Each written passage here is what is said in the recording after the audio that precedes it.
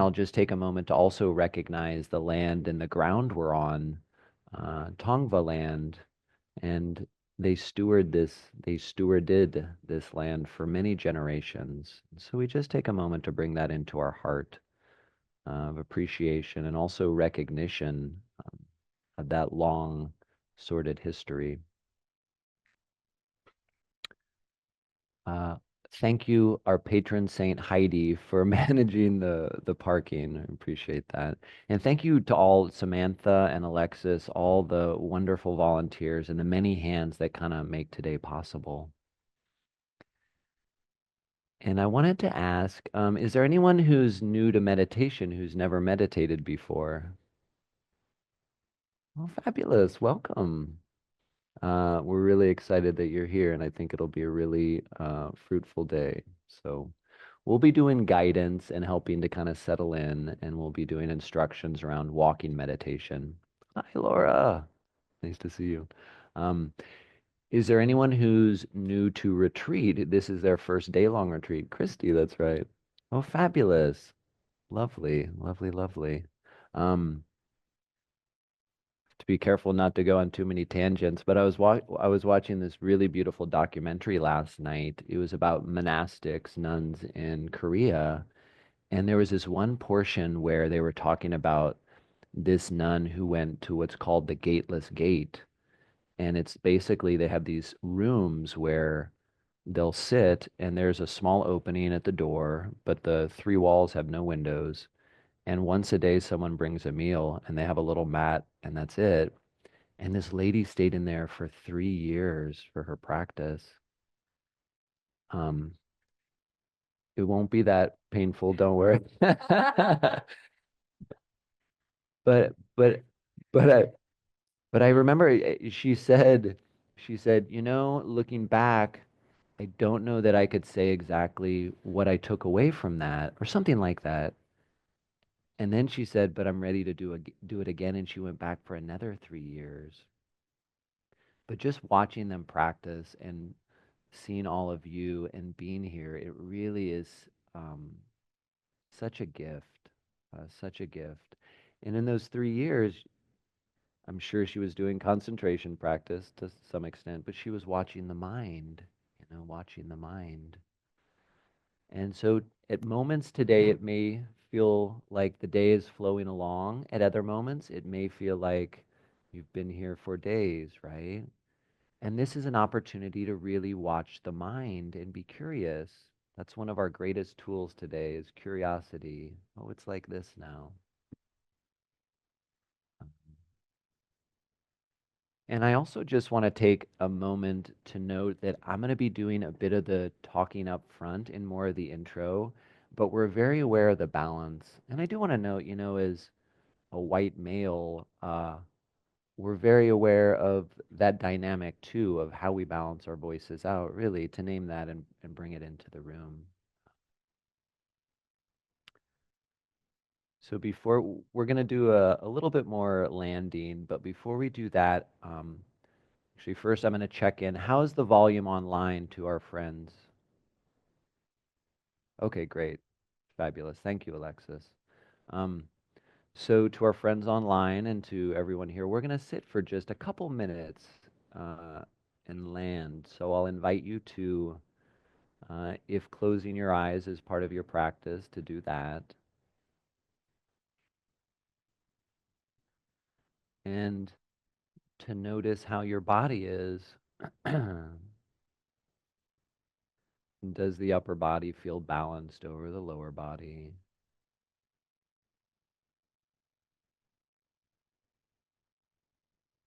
Just taking a moment to take a nice deep breath in, really breathing in. Nice long exhale. You made it. You're here.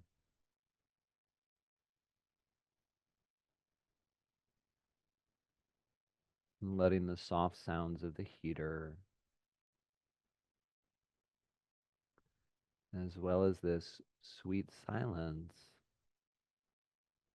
really hold us and welcome us, each of us.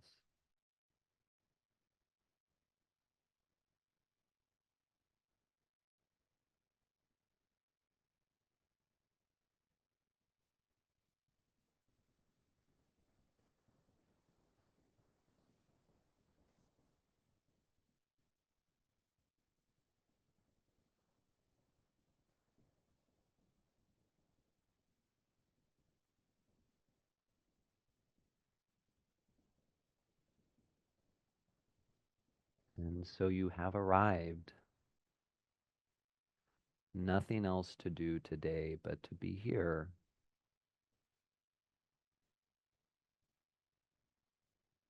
to be present.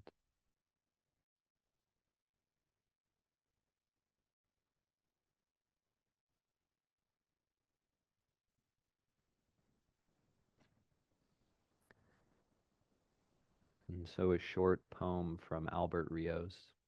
We are of a tribe. We plant seeds in the ground and dreams in the sky, hoping that someday the roots of one will meet the upstretched limbs of the other. It has not happened yet. We share the sky, all of us, the whole world. Together we are a tribe of eyes that look upward, even as we stand on uncertain ground. The earth beneath us moves, quiet and wild, its boundaries shifting, its muscles wavering. The dream of sky is indifferent to all of this, impervious to borders, fences, reservations. The sky is our common home, the place we all live. There we are in the world together. The dream of sky requires no passport. Blue will not be fenced. Blue will not be a crime. So look up, stay a while. Let your breathing slow. Know that you always have a home here. And so a deep welcome to each of you and to all of you, knowing that today this home is here, this practice together.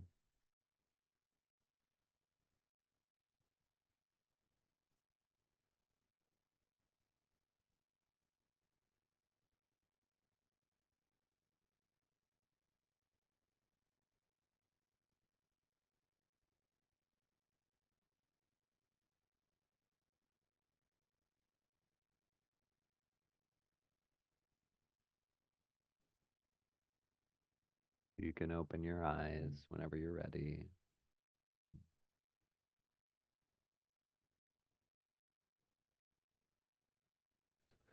So to talk a little bit about the practice we'll be doing, and I'll talk for a few minutes, and then Elsie will lead us into our first sit and talk about that. Um, I have a wonderful relative of mine who I adore, uh, who loves to read books about meditation and spirituality, and she must have read like hundreds, but she doesn't practice, you know. And so today is really about practicing, not to hear about it, not to talk about it, but really we've left a lot of time for us to practice together, to really be in silence for periods, and to dive into that. Um, and much of the challenge that can come in practice is really wanting things to be different. You know, what is our relationship to things? And so again, to come back to this curiosity, as many of you have heard of beginner's mind, right? We really bring that in, no matter how many years or retreats we've done. This is a new one, and so how are we meeting it? Um, not, again, I won't go on too many tangents and I'll hand it off. But I was talking to some friends just the other day about a retreat they did here, and it was 100 degrees outside. And so they came in the air conditioner, they're like, oh my God, thank God we don't have to practice out there. But the person running the retreat said, no, we're gonna go walk in the 100-degree heat. But I really want you to notice what your mind is doing. Don't project. Be there moment to moment. If it's hot, be in the heat. But really watch what the mind does. So that's our invitation today, is to stay with our anchor, which we'll talk about, but be gentle, be soft, watch the mind. Um, and to touch on it briefly, there are two kind of broad strains, if you will, of meditation practice, we could say. One is more shamatha or concentration based, and the other one is vipassana or kind of insight. And so for the more concentration-based one, we merge with an object. We really focus on that object. And if we could imagine like foreground and background, we let the background slip as much as possible. We really focus on that foreground. That's a little bit more the flavor of shamatha or concentration. Of course, they both have concentration, they both have insight. But for our insight practice, it's a little bit more where we have that foreground, we have a light touch on our anchor, but we're also aware of awareness that we know. Um, and it's a little bit more in the background, our awareness, we have our anchor, but we also have this awareness knowing that we know. And uh, I'll just share one last story for the morning. My son, who is much older now, I have two boys, much older now, but when he was a little kid, he was playing with a toy in a bedroom, and my parents were down, and they'd given him. It was probably around Christmas, and they'd given him like a Lego. And so my dad walks in, and my son Jack, unprompted, said, "Thank you, Papa, so much for this gift." And my dad said, "Oh, we like to give you gifts because you're such a good boy." And my son looked at him and said, "Yes, sometimes, but not always." And I love that story.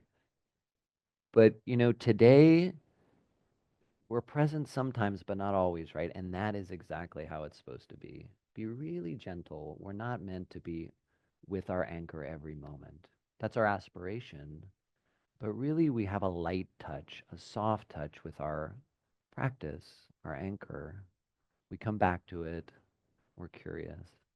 Um, and then, last thing, over the course of the day, Elsie and I really wanted to focus on because, oh my God, this world is a mess, right? It is a mess. And I'm sure many of us are carrying that a lot. Today is meant to be a support around that. And there are four things we really wanted to bring into practice. One is this ability to rest in awareness, which is there it's an opportunity, it's an option every moment. The second is really inclining the mind towards joy. We really need that in our lives. Third is how we sit when it's challenging, when it's difficult, when there's some pain and suffering. And the fourth is wise effort. How do we modulate our effort? So we'll be weaving those into the meditation practices.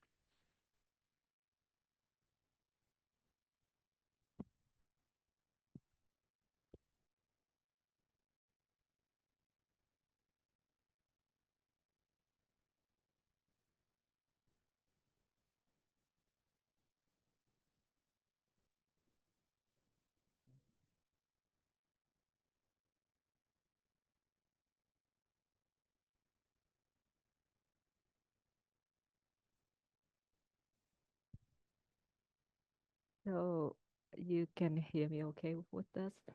Yeah, okay. So as Eric talking about, there are two type of meditation, and today, we're going to we're going to practice the Vipassana meditation, and Vipassana meditation is mean insight. The goal is different. The samatha is for concentration, and vipassana is for insight. Because the goal is different, so the practice is also different. And today we practice with the insight meditation. For insight meditation, the goal is definitely to have more wisdom. That's the far goal. But the like right here, right now, in front of us, minute to minute, actually, a goal is to keep awareness with us. So when we meditate, there's kind of number of things that are important, like awareness and an object of awareness, the right view, and as Eric just mentioned, there's a wise effort as well. So as first, let me mention about two important ones. When you want meditate, the first thing definitely you need to have something to observe. And that one is called awareness. Is anybody here doesn't know what awareness is? So, like right now, you are sitting. Do you know that you're sitting? Do you know that you know a community online? Yes. So that is the knowing mind. When you pay attention, it's called awareness or attention or the knowing mind. A function of knowing mind is just knowing. It doesn't have anything else but knowing. So when you touch your hand like this, right, you feel the sensation in your hand, right? If you don't pay attention to sensation, like you talking to somebody or you watching Netflix, right? Then there's no awareness, right? So awareness is the function of the mind, and awareness is can be an object by itself. And in the awareness, there's two different type of awareness. One is receiving, one is directed. Like when I ask you to touch your hand, it means you direct your attention to the sensation in your finger. But do you have the sensation in your skin or your face right now? Mhm. No? Yes. Now you direct it to your face, right? So when you have the direct awareness, it means you pay attention to something, you direct your attention to that. But when you receive it, it's also awareness. Like you just sit here and then you can see whatever arises in that field of attention, whatever come to. So the object is something that you directing to. That's directed awareness. But when you don't have one object or one anchor point, then you just receiving the object. That that more receptive attention. So that's awareness. Yeah. So we done 50% for the day. No, I'm just kidding. The other one is something that awareness aware of. So that's very important to differentiate between the object of sendors and the object of awareness. So like right now, I'm looking at the phone. Yeah. So the phone is the object of my eyes, sendors. We have six sendors: eyes, ear, nose, taste, body sensation, and the mind. So the object of sendor is form, shape, color, or the mind is the story. The story, beautiful story that Eric just told us, right? Now we're laughing, right? So that also the object of the sender. But the object of awareness is not form, not color, not shape, not stories, but the thing that you directed experience. Example, when I'm looking at the phone and I see the phone, but object of awareness is the seeing process itself. This is important when we go outside for walking. We will talk about that when we go outside. So you sit in here and you feel the sensation in your body. You feel sensation on your nose. So the sensation in the body, that one object that you can observe, you can direct it, experience. You do not experience the phone when you see the phone, right? You experience the seeing, not the phone. So when you think about the story, let's say you think about your home, your family, or anything, you don't experience your family. You don't experience anybody, but you experience the thinking. So the thinking mind is the object of awareness. Same thing with smell. Same thing with sound. You don't experience my voice, you experience the hearing, right? So same thing with taste. You don't experience banana, you don't experience chicken, but you experience the taste. Yeah. So objects of awareness is only six objects. We cannot have more, but we can have less. Like I have only five because I cannot smell. So I cannot smell, so I have only five objects. So when you sit down and you say, I see so many objects, they talking about experience different location in the body, like sensation and hearing this and seeing that. So they talking about the object of sendors, not the objects of awareness. And this is very important. So please remember, you only have 6 objects maximum. Unless you are alien, then I don't know. I don't know everything in the world. So I only know that much. So that's all we have for the object of awareness. Another thing in the objects of awareness that we should know that is always reality. It's not the concept. So it doesn't matter like you have like very high anger, like super angry, and from now or 1,000 years ago or 1,000 years later, anger still anger. So it's high or low. It's not the idea of we watching the quality, anger quality. If you don't like something, you still want to push it away. But if you're really, really angry, you still want to get rid of it. So we're talking about the quality, the reality, not the concept. Finally, I want to mention about we talking about just momentary, that our goal. So how do we achieve the goal in moment to moment? So let's say you are sitting right now and you will pick one anchor. The anchor point either your breath or in and out. So if you pick a breath in and out, you will feel the sensation of your nostril here, or you can see the temperature changing from warm to cold, or you can feel the sensation of your abdomen arising and passing away, but like rising and falling, but the stretch in your body, abdomen, or your body move back and forth because of the air movement. So when you want to have an anchor point, which is easier for us when we started, and it's have one anchor point to rest awareness on it. So just try to get a little um, pick, what is called picky or piggy, a little test right now. Yeah. So just pick one anchor point anywhere in your body right now. You don't need to close your eyes. Yeah. Just pick one anchor point and then continue to know that. Yeah. So you can hear my voice and you still know the anchor point, right? So you can have that either very light, like Eric just mentioned, a light touch of that, or you can full attention on that.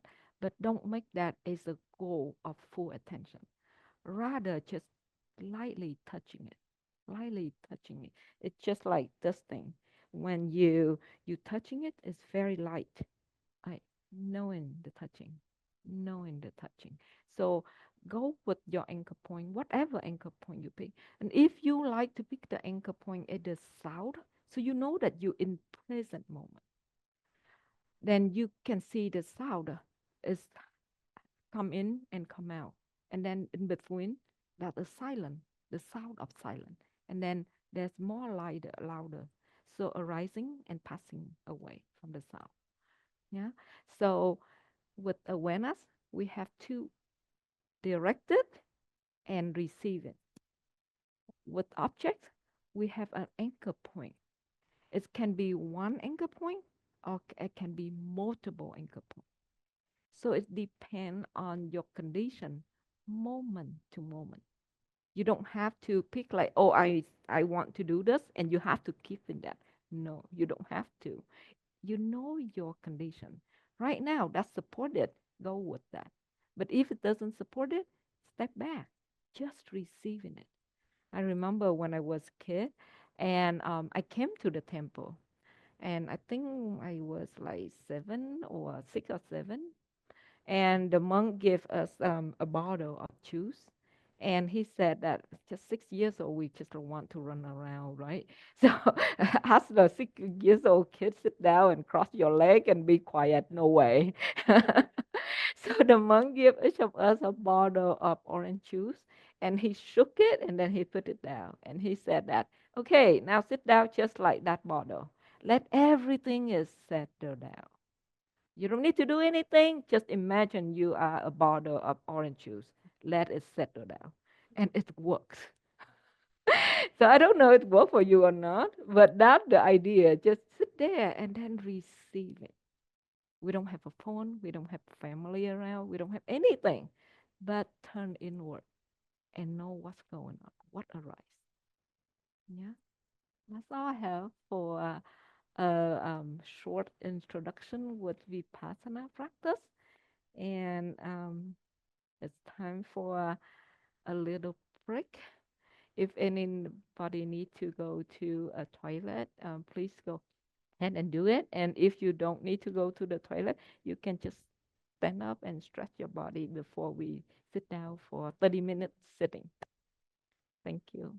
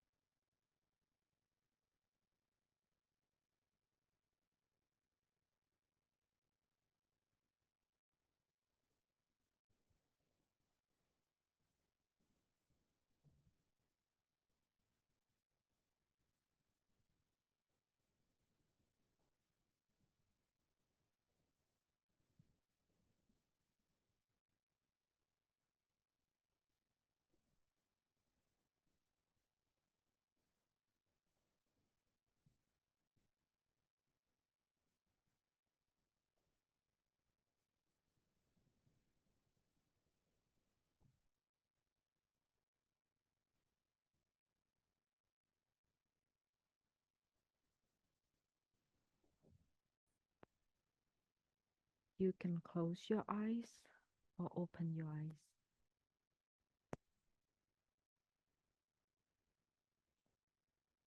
You can choose to pick an anchor point like a breath or body sensation or hearing.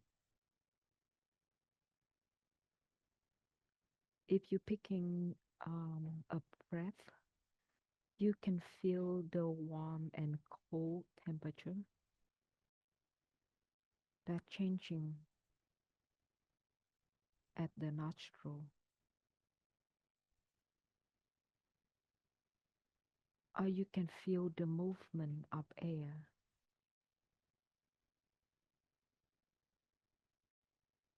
in your body, or perhaps you can feel the tingling on the skin when the air moves.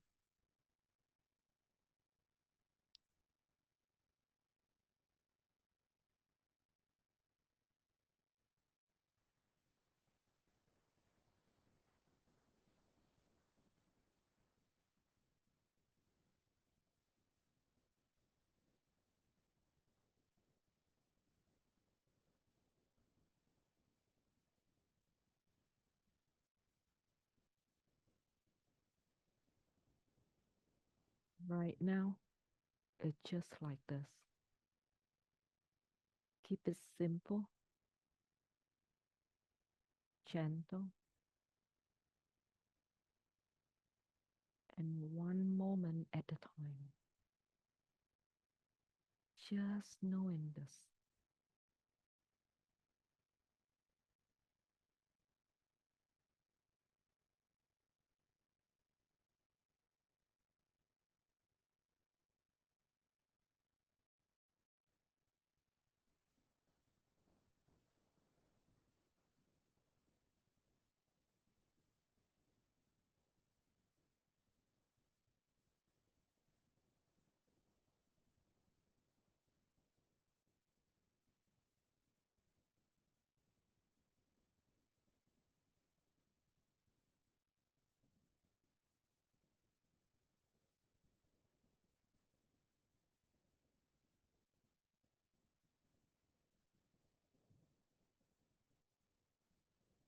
You can stay with your anchor, like body sensation,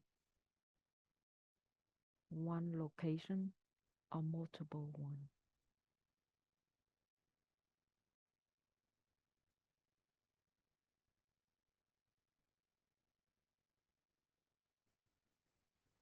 Or you can step back and receive in it whatever obvious, like the sound,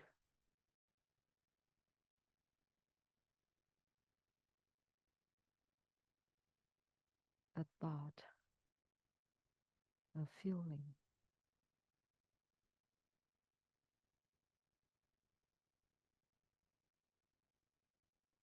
whatever you experience it, that's enough. You don't need to do more than that. Just keep knowing what you already know.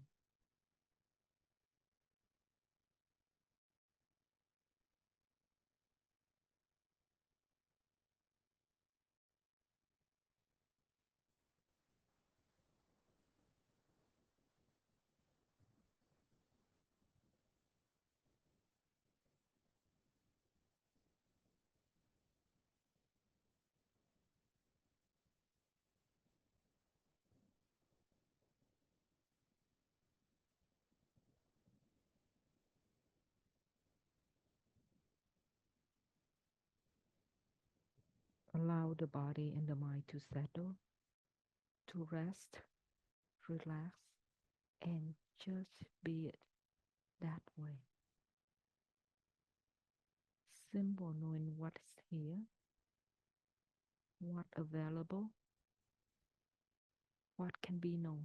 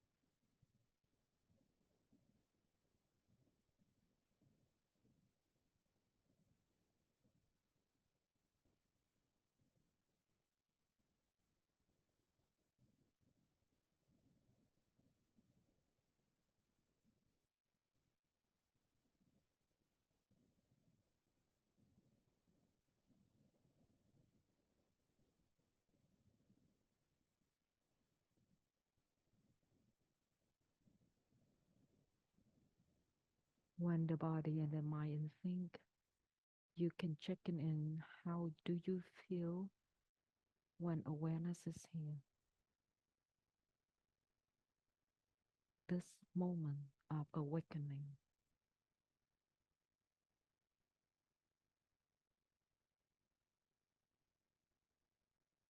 this moment, just mind and body,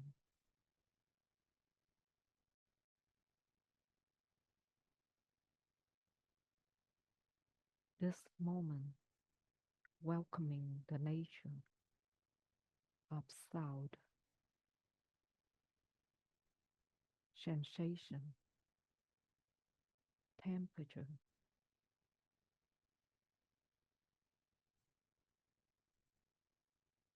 movement of the air.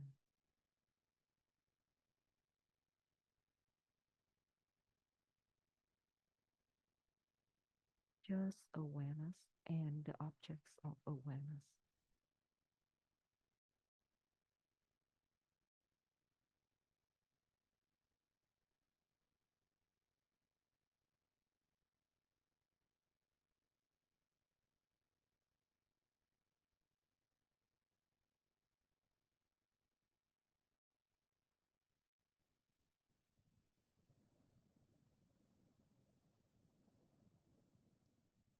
When we rest in awareness, we trust awareness, we cultivate, we encourage awareness to come.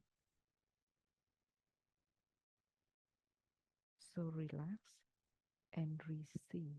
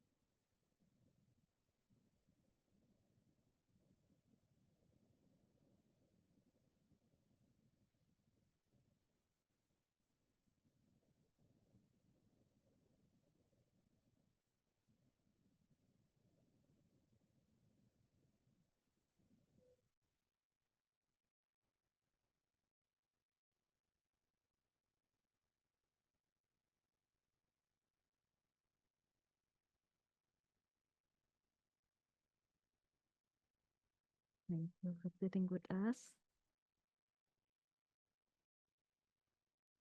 It's so yummy sitting.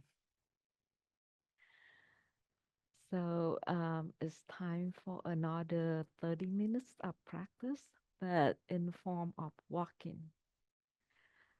So I'm going to give a little instruction of how to walk in Vipassana.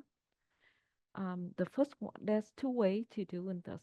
One is you do it super slow, and you can um, name it or you can label it. The other one is just you do with your regular pace, like your relaxed walking pace. So the first one is with the super slow one, that when you walk, you can use your anchor point is the sensation on your sole of the feet. When you walk this, you touch your heel and then move it slowly like this. The moment you touch, you can feel the weight that you're shifting from left to right or from right to left. So the key to do this is if you do it very slow and you will like this, like walking back and forth, is pay attention to your thigh. And when you do that, you're not going to be whopping. But if you do it like more professional one, like more an easy one, then don't do it too slow. Then you can do this. A lot of time when we do this, we will have the idea that make it perfect. So remember, meditation is not about form. It's not about experience. It's about being aware. So if you know that you're not perfect, you are aware. If you are perfect, you are aware. It doesn't matter, right? Because we don't cultivate experiences. We cultivate awareness. So that and then that when you go and labeling like lift, move, and place. So you can choose your anchor point and doing that. When you do that, sometimes thought arise. So just know that thoughts arise and then go back to your anchor point. And sometimes you can see like just look right in front of you about like 20 feet away and then gazing. If you focus so much, you also be walking too. So that's how you do it slowly and label it. And when you, for those who walk like with regular pace, my invitation to you is take multiple anchor.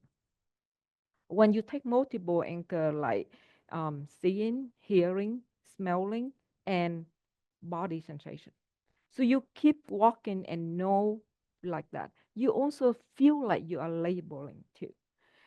But using that, then you will be more into the body instead of going out there and oh, it's so pretty. I wish I can go out there and do things like that.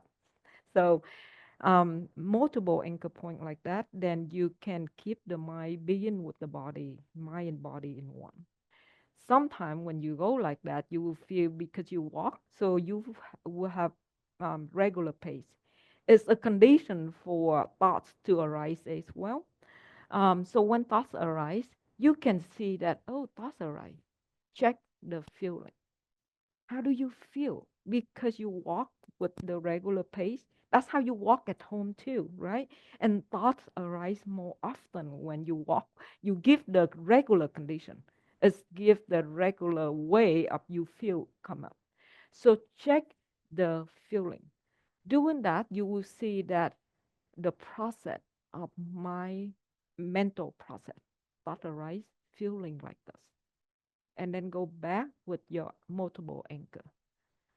And for those who are advanced, you do not have the anchor, you don't walk slow. You walk normal and you just receive. When you receive a lot of information in, I encourage you to pay attention to awareness. So your anchor is awareness. Do you still knowing? Are you in the present moment? Are you here and now? So practice simple. Don't make it complicated. And remember, doesn't matter what you choose the anchor point or you just receive an object. Remember, we cultivate awareness. As long as you have awareness with you, you're doing fine, regardless what style that you practice. In the walking, there will be joy if you are in a good condition.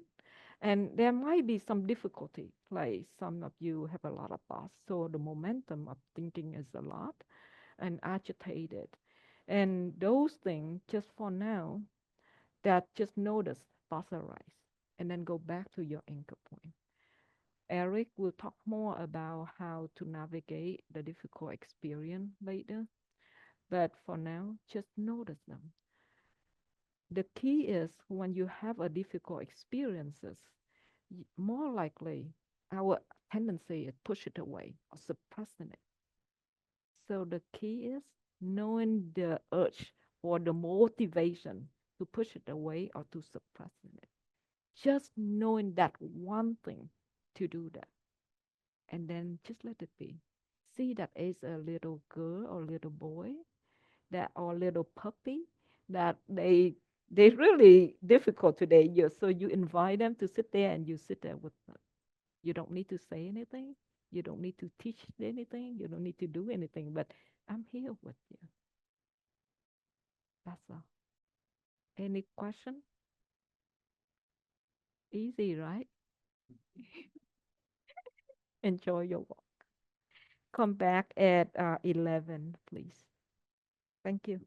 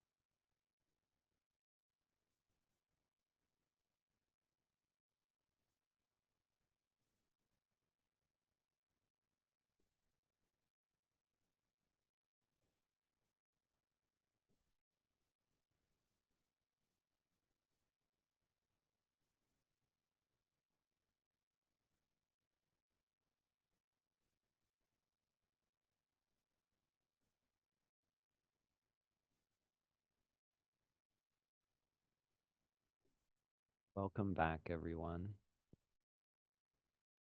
And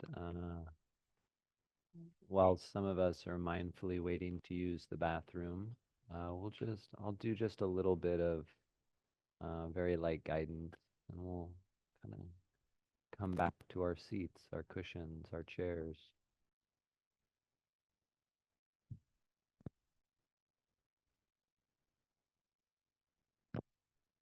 So, if you are seated and closing your eyes is your practice, allowing the eyes to close,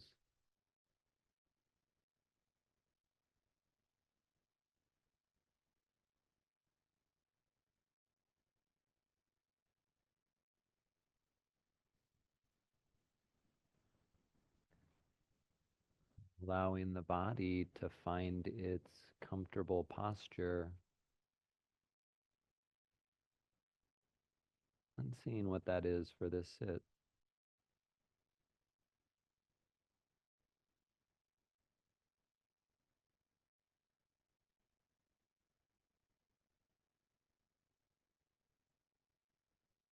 And as Elsie so beautifully guided us, allowing sounds to arise, sounds of the bird, the squeaky floor, sounds of my voice. We have this as the object of awareness,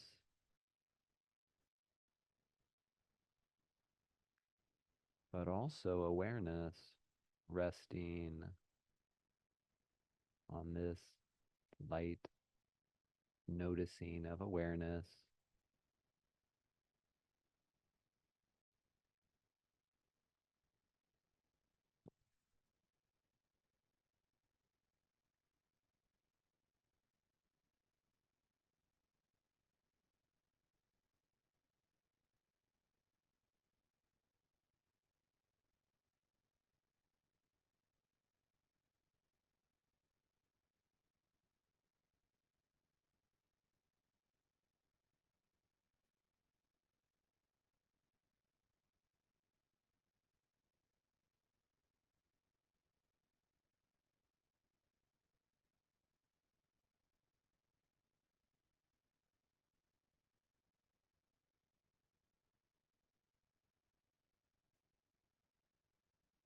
Rest very lightly with whatever's our object of awareness, sensation of the hands, or the rhythm of the breath.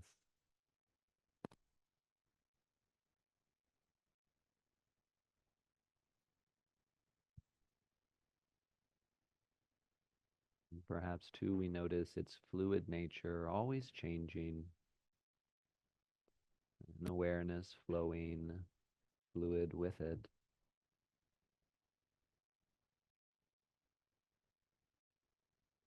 Just like the sounds in the room.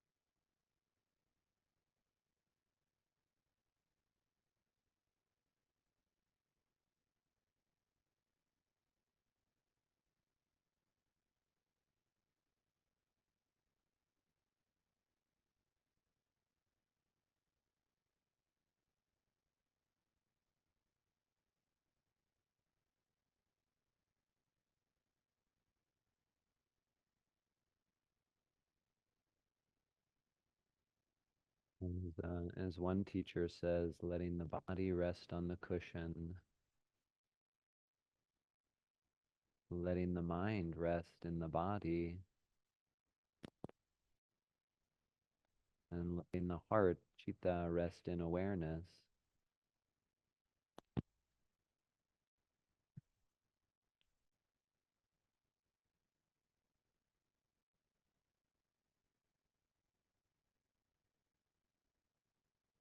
And so we'll spend a little bit of time turning towards the object of joy, actually,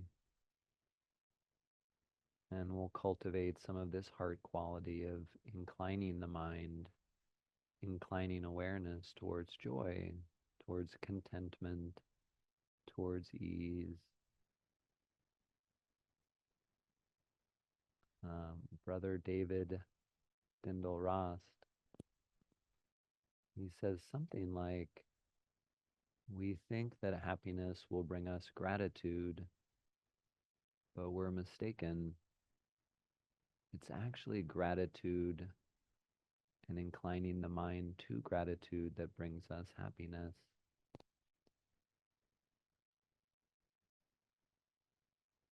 We could say the same about joy. It's inclining the mind towards moments of joy, of ease,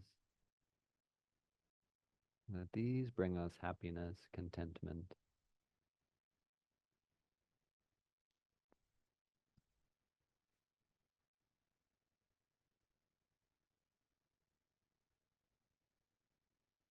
So without losing the rhythm of our breath,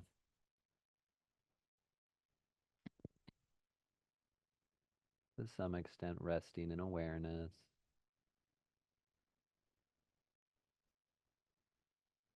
I'll invite you to bring to mind something about today, this morning, maybe even now, that brought you a quiet joy.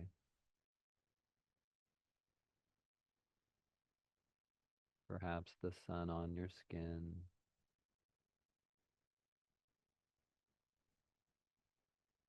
seeing the smile of someone,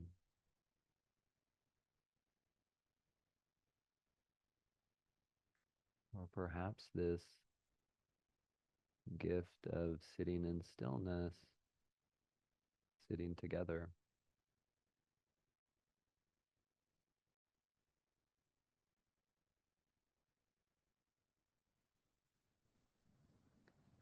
And notice that you can be aware of this quiet joy, and still notice that the body's sitting, the body's breathing.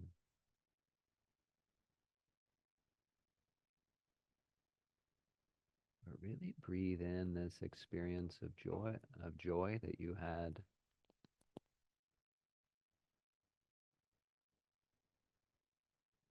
Really take it into the heart, the lungs. Really breathe it in.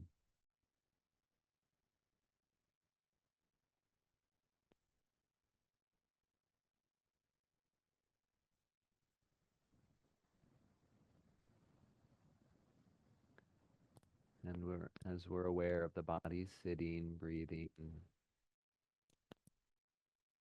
breathe in the goodness in this room.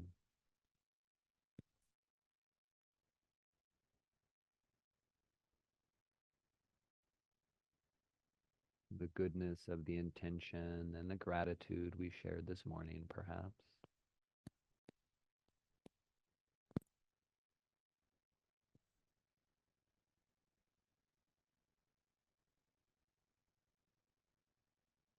And letting this joy, this quiet joy, subtle, letting it deepen and broaden, suffuse the body, the heart.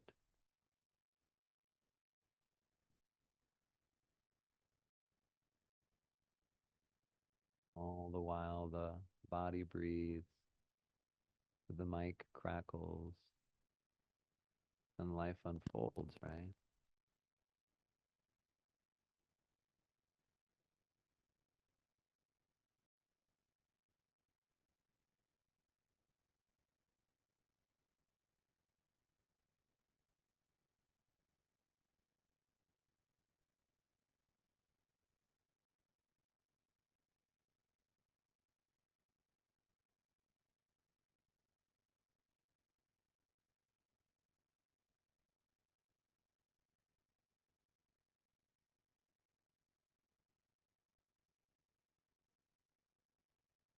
Doing this, inclining the heart, the mind to joy,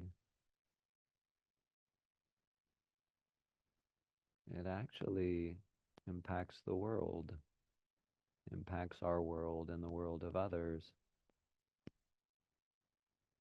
My practice supports your practice, and your practice supports my practice.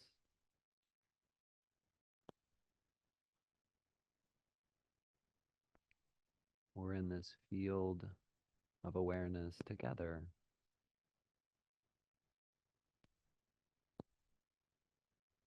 Our joy, our happiness intertwined.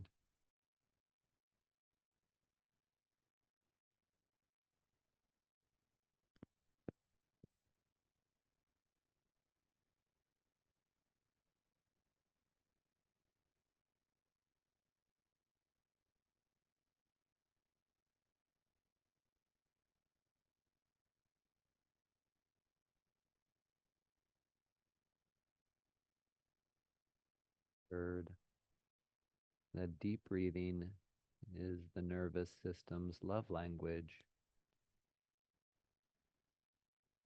So allow your body perhaps to breathe a little deeper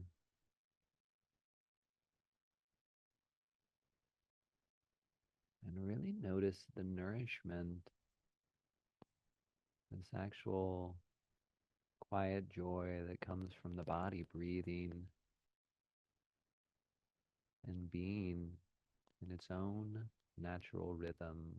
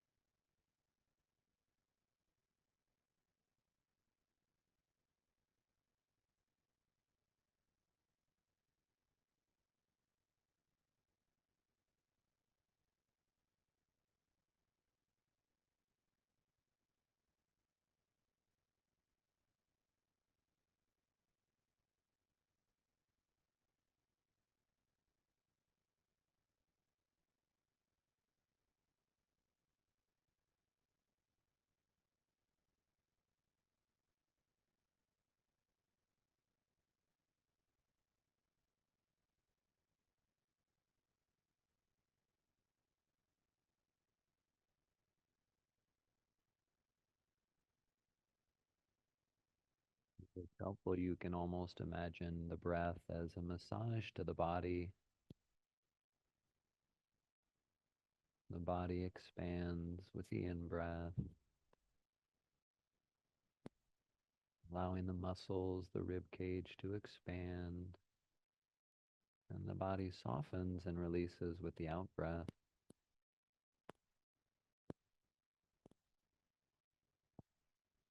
All while we're aware, this body, this breath,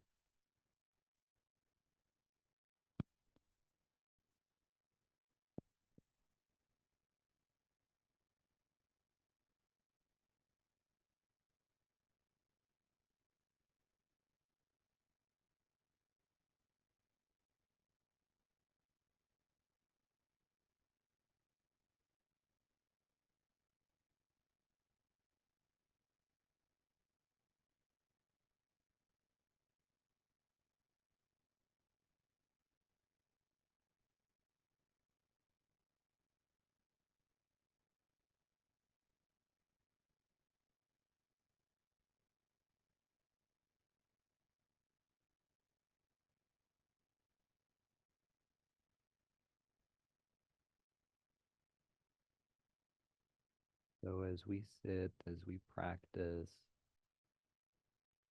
as we're aware of what's here, often we can touch into this really subtle, really quiet joy, the joy of being, of resting.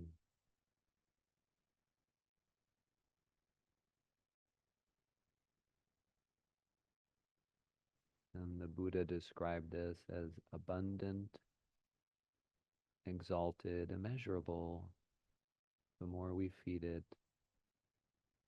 the more it grows, and we need not worry about exhausting it.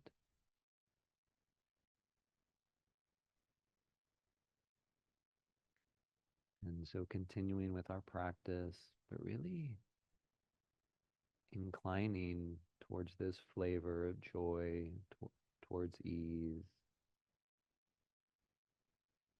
towards contentment.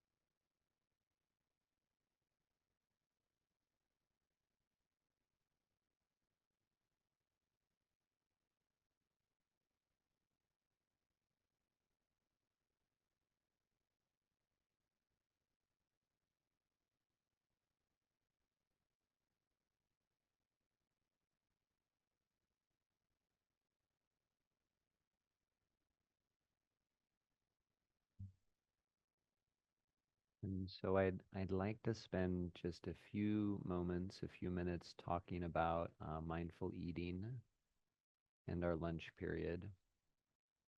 And one of the really beautiful and sometimes challenging thing uh, about this practice is we take things that are very habitual, that we do every day, all the time, walking, breathing, and we really pay a different kind of attention to it.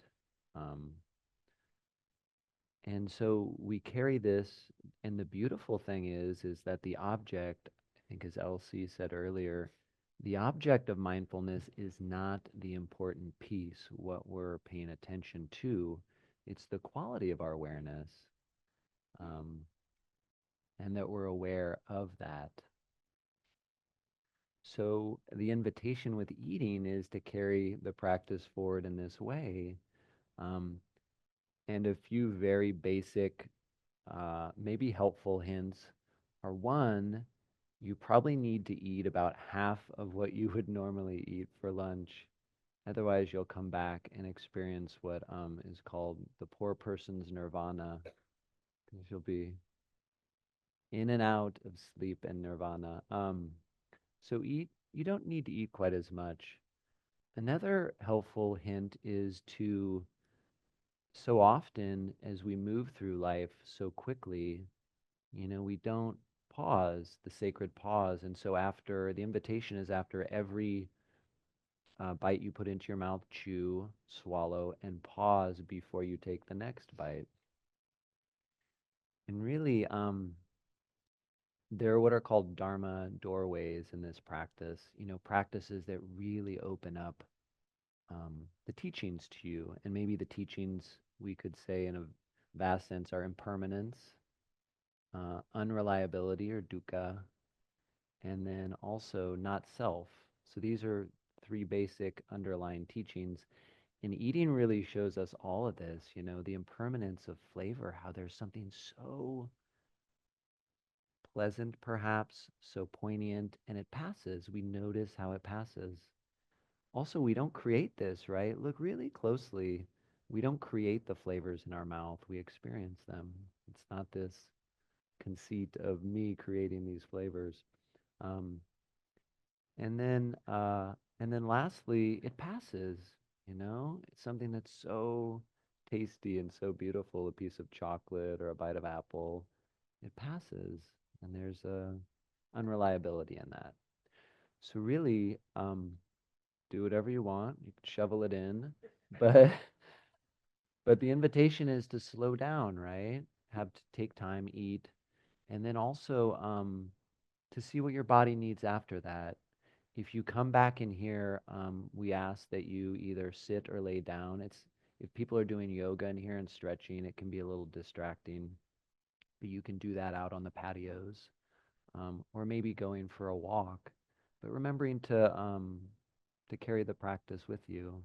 And we have a good bit of time to really see what your body needs and what will be helpful in this period. So we'll come back. Bless you. At 1:15. Anything you want to? Yeah. Okay. Enjoy your slow, mindful lunch.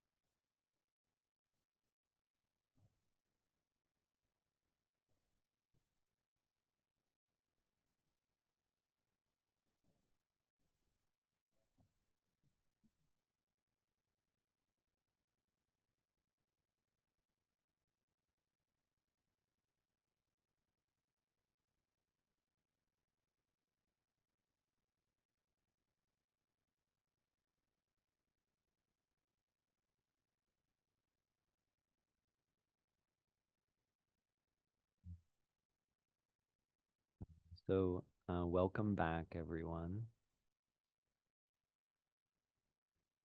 It was really lovely to see people soaking up the sunshine or resting, really taking in the canyon and this space.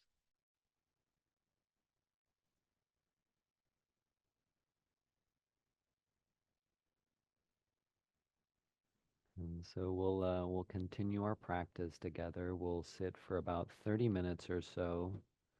Um, and this can be a sleepier sit, and that's okay too. Really, whatever is arising becomes the object of our practice.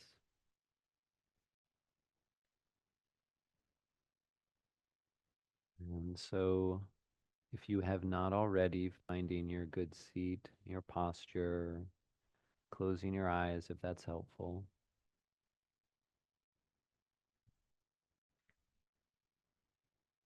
and allowing the sound of the bell to invite us into this sitting period.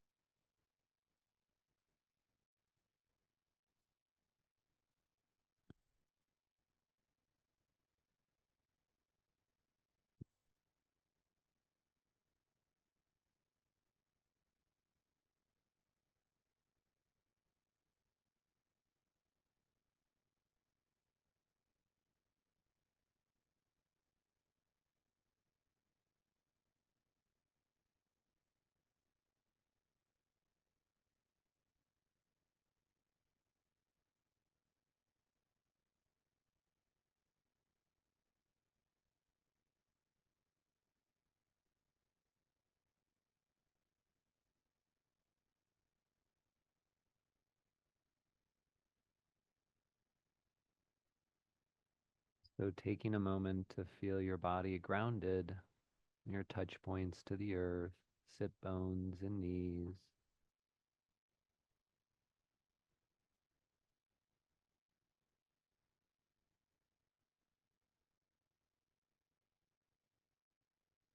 Taking a moment to notice your upper body. Is it balanced over your lower body? On the next out breath, maybe allowing the shoulders to drop a little bit.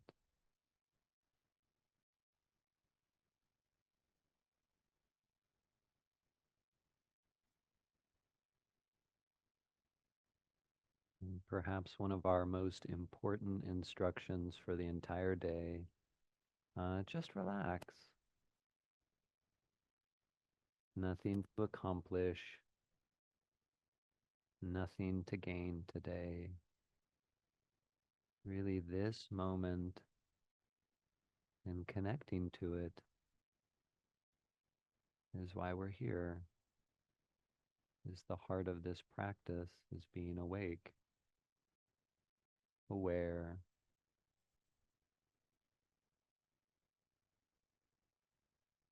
and knowing this, seeing it clearly.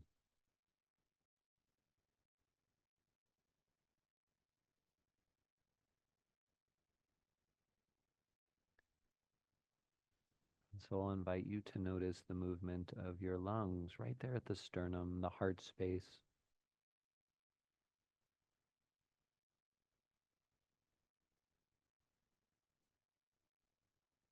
Noticing the way this soft front pushes against the sturdy back.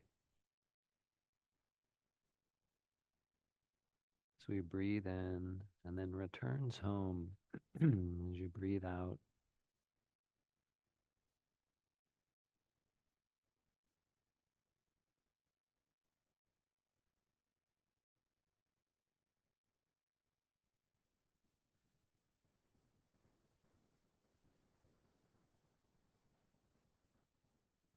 This soft, fluid belly in front. And this sturdy, strong back supporting us.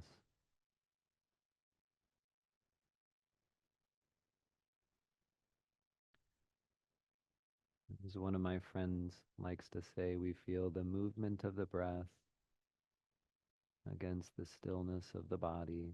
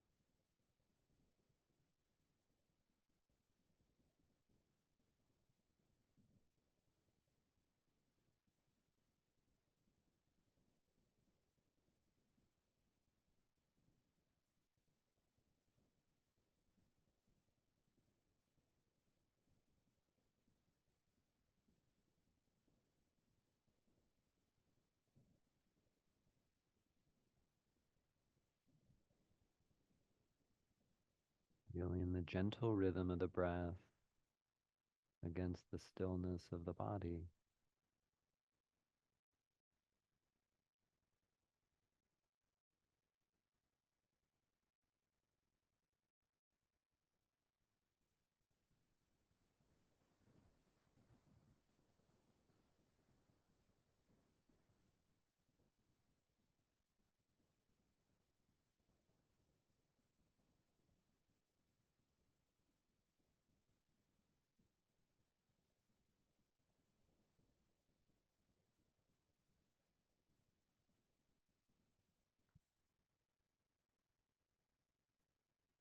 So we'll spend just a little time working with challenging experiences. And these need not be full-blown life crises. It might be being sleepy or some pain in the body. And as LC said earlier, it's like a puppy. You know, we notice, we pay attention. It matters how we relate and orient ourselves towards that discomfort, that suffering, challenge. Because if you're human, you will experience this.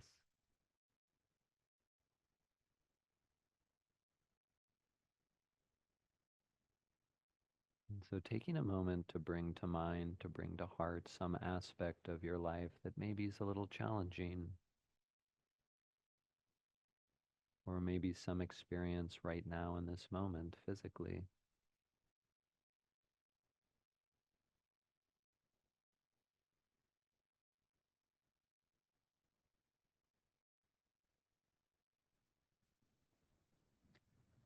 And as you bring this to mind, notice is there a way the body can soften around it? Maybe the shoulders drop a little bit. Maybe we lean back just a hair to make space for it.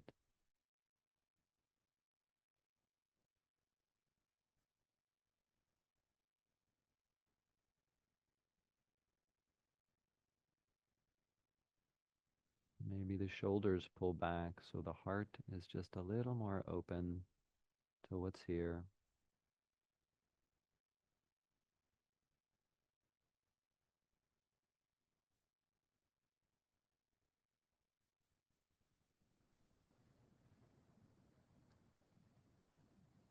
And the first offering is around the third foundation of mindfulness, our mind states.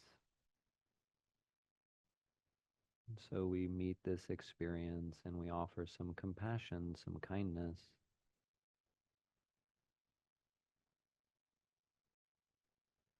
And I'll offer up a few phrases and see if one resonates for you. May I hold this experience with compassion, with kindness.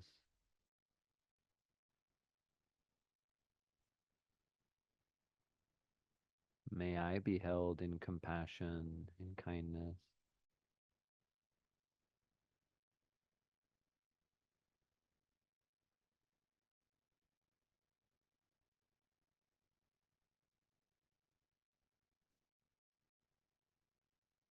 May I soften to my suffering.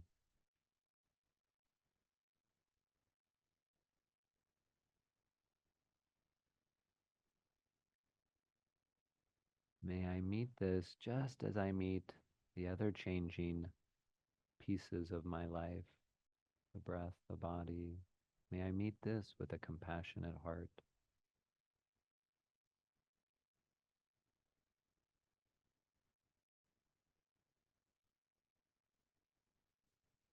May I hold this with compassion, with kindness.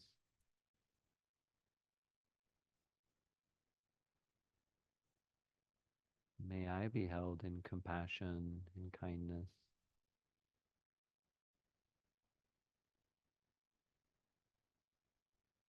May my body, may my heart, may my mind soften to the suffering.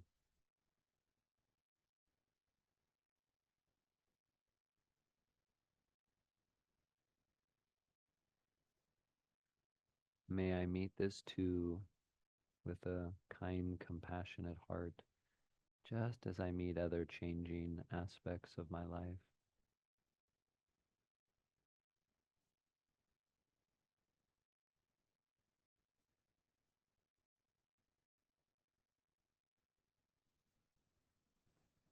So just spending a minute or two, if there's a phrase or what's underneath the phrases, just holding experience, sleepiness, challenge, with this heart of compassion, kindness.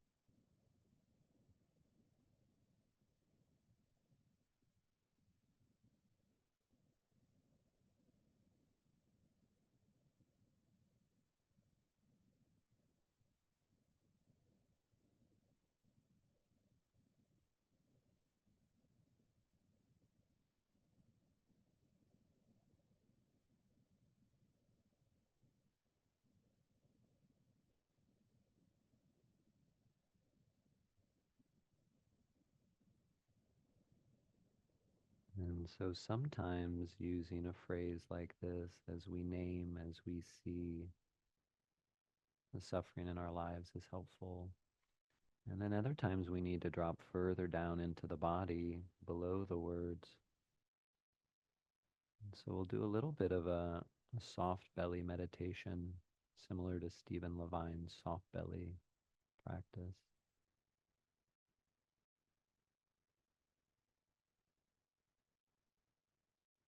So taking a few deep breaths and really feeling the breath in the belly, in the body.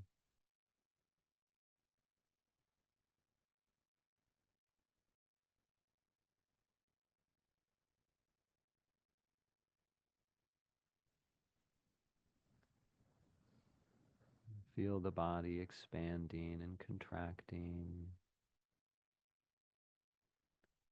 And in particular, feel the rise and fall of the belly, its movement, its fluidity, and also its softness.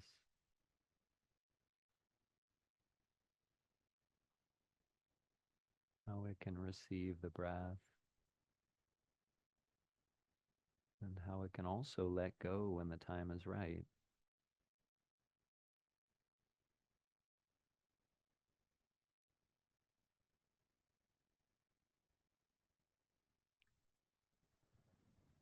Let awareness receive the beginning, the middle, the end of each breath, each in-breath and out-breath.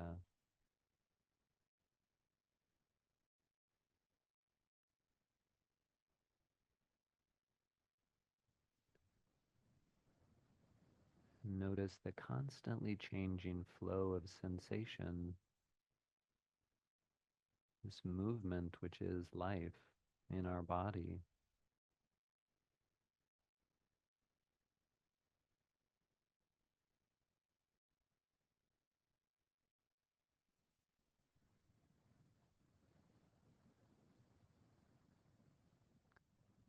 And see if you can begin or continue to soften around these sensations.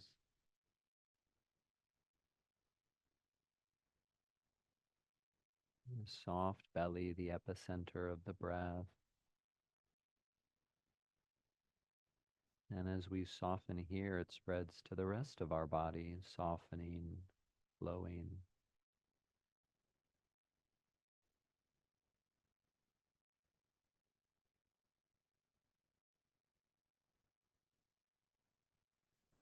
softening the belly to really receive the breath, to receive sensation.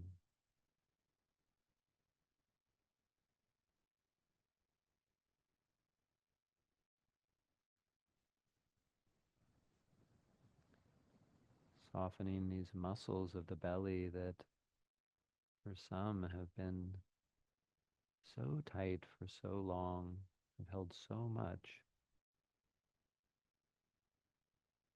These bodies hold so much,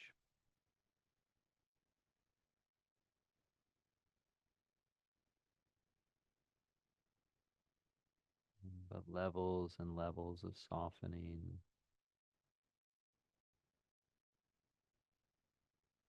As the belly softens, as the breath softens, we can hold this, hold our life.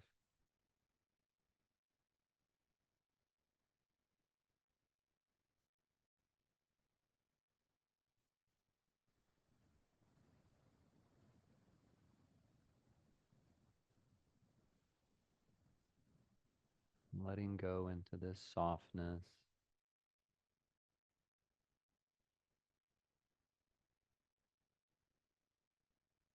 We let thoughts come and go, all with this soft, receptive belly.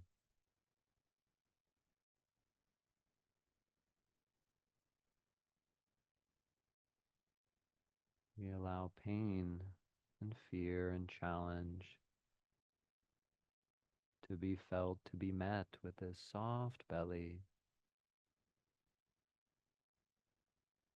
Just like it lets go of the breath, when the time is right, it can let go of this too.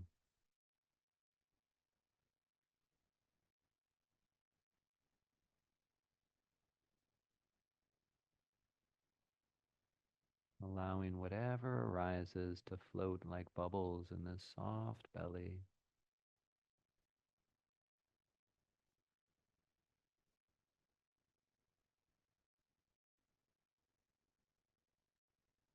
We can return again and again to this softness, this humanity,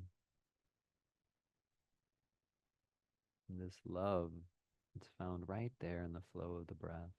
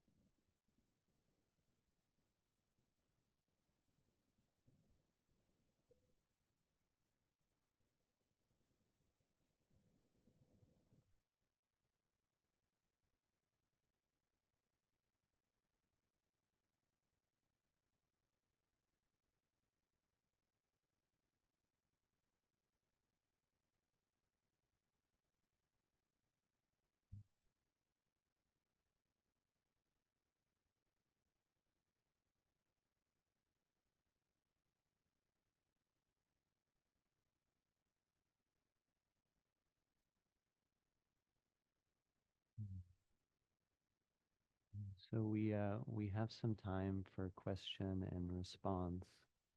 If there are any questions around practice or anything we've shared today or anything that's coming up for you, now is a great time. So,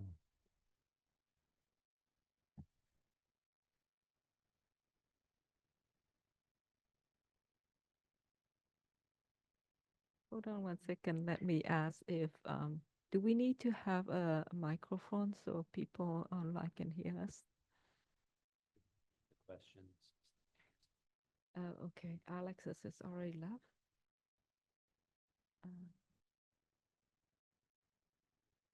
Okay, yes.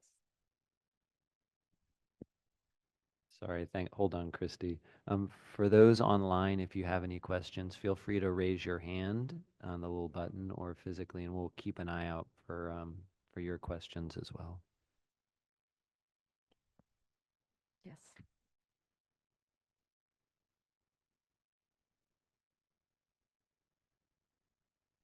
What is quick feeling? Oh, okay. Vibration. Oh, so you have a vibration in your body and in your throat. And what is your question?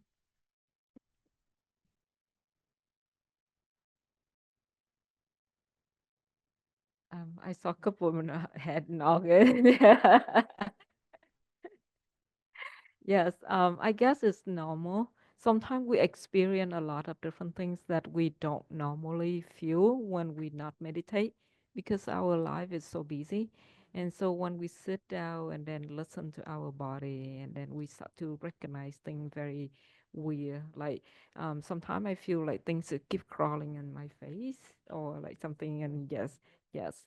And sometimes like when you really dropping into the silent or the peace in the mind that you feel like you're losing your body. So this is like the normal thing happen when you meditate in vipassana. Yes. Any other questions? Yes, please.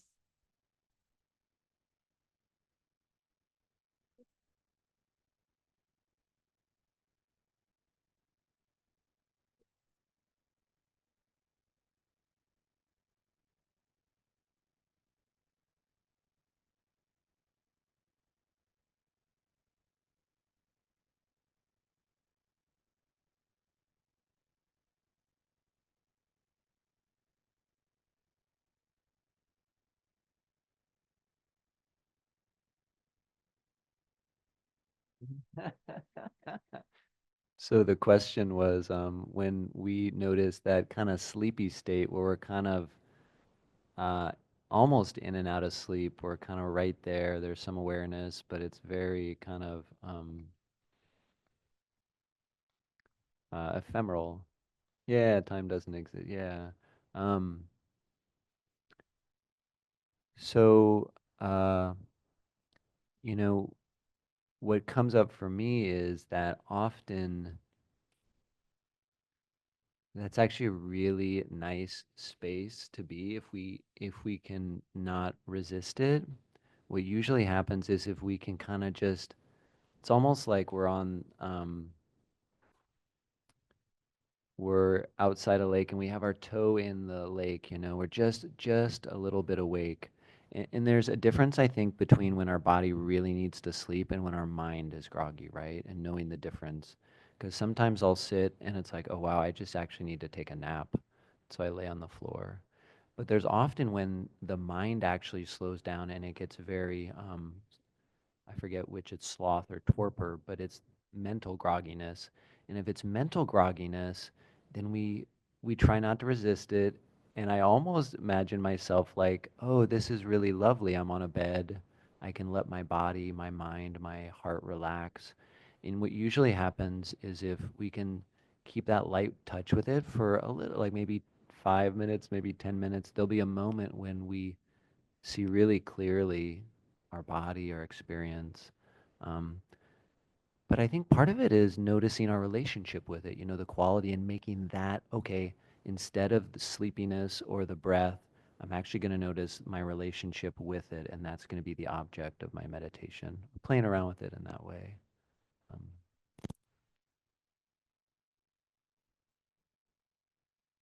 That question actually is really good question. Is go into the thing that we going to talk about after walking, wise effort. So in Vipassana, because the goal is like have an insight, so we are always checking in to see like how is our condition, what is the mind condition, and what is the body condition, and the condition that Eric just mentioned about that sometimes we need sleep, but sometimes we don't. So and then another thing that we need to consider, what do we want, right?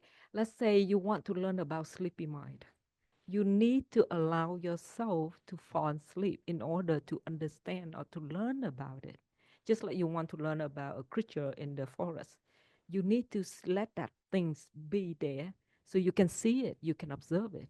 Otherwise, it's go back into the cave you cannot see, right? So you need to learn things when it's arise. But if you don't want to learn about sleepiness, you want to learn about, let's say, joy or calmness or clear mind, then you need to do something about it. So you maybe need to open your eyes, you need to get up and wash your face, or like Eric mentioned, you actually put in the question, like what it does. So evoke curiosity. When you evoke your curiosity, the mind awake. Just like when we watch the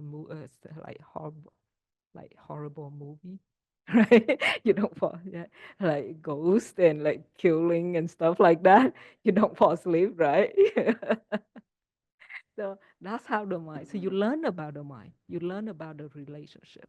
So knowing your condition and knowing your goal. What do you want? Can you do that? Sometimes we want it, but we cannot do it because we don't have that condition. was that helpful? Okay. Always, always. Um, Oh, great. Thank you.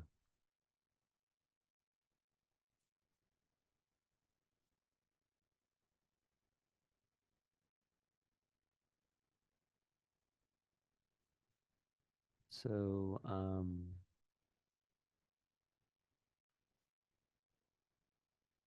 yeah. Could you repeat the question so I can repeat the question?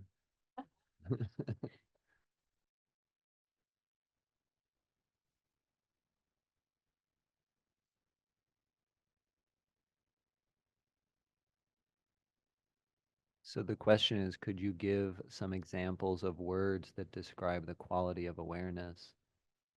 Um,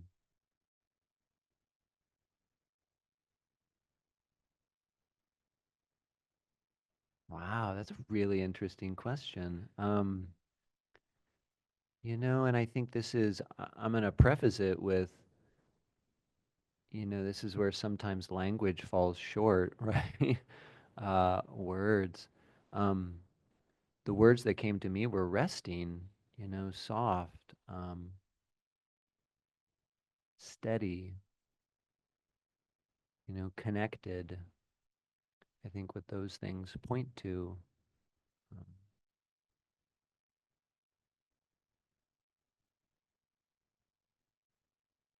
So awareness is depend on what we talking about. When we talking about like um, it's a function of the mind. So when you aware, there's a quality of aware. Like you aware with what? You're aware with the quality of awareness is a quality of the mind and heart at that moment. So if you're aware with greed, you want to be perfect yogi, a perfect breath, a perfect noticing. If you're aware with openness, or you're aware with warmness, kindness, gentleness, or you're aware with some kind of ideas or belief. So it's just like super on the surface. What the word for that? the superficial. Yes, thank you. So it's just like, oh, I know that. Yeah, I know. But really? You really be in the present? Are you really be with the breath? So the word for me is depend on the quality of your mind and heart at the moment. Are you doing that with your wholeheartedly, or you doing that with only half heart?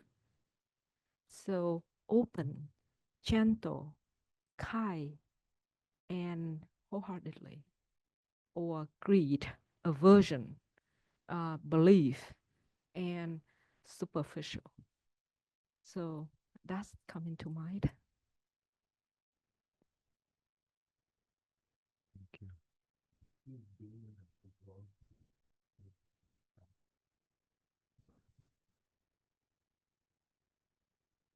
I don't think so.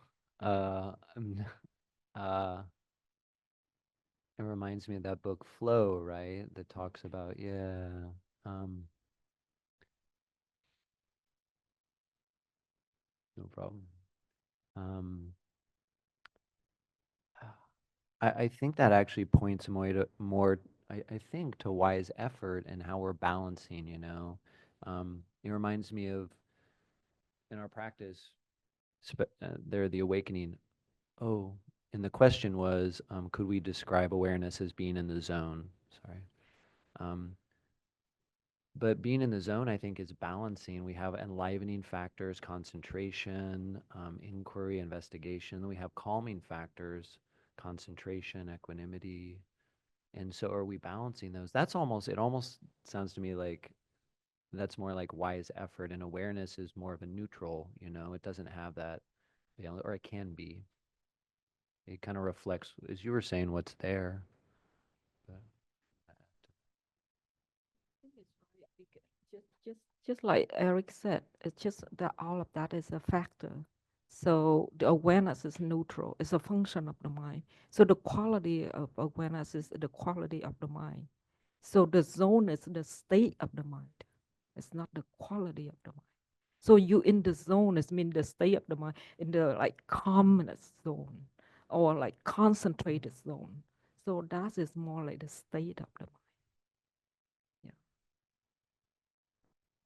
perhaps.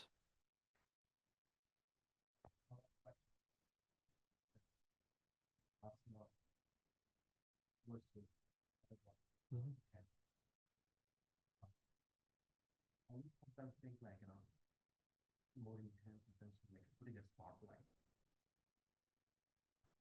Yeah.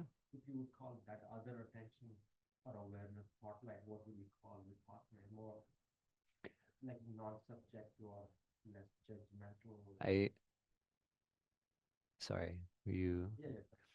So Kumara was saying the two kind of we mentioned earlier Vipassana versus Shamatha, and you were saying it's kind of like a spotlight. I would say it's more like, is it aperture? But it's like whether you take that light very intensely and shine it one small area, or you make it very broad. That's probably the difference. You know, there's still light, the light of awareness and insight. Um, does that? Yeah, yeah, totally.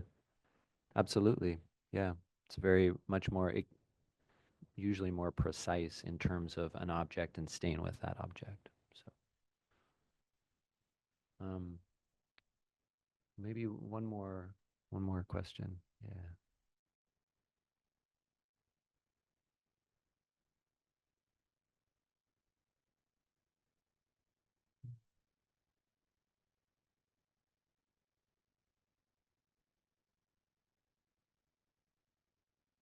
Mm.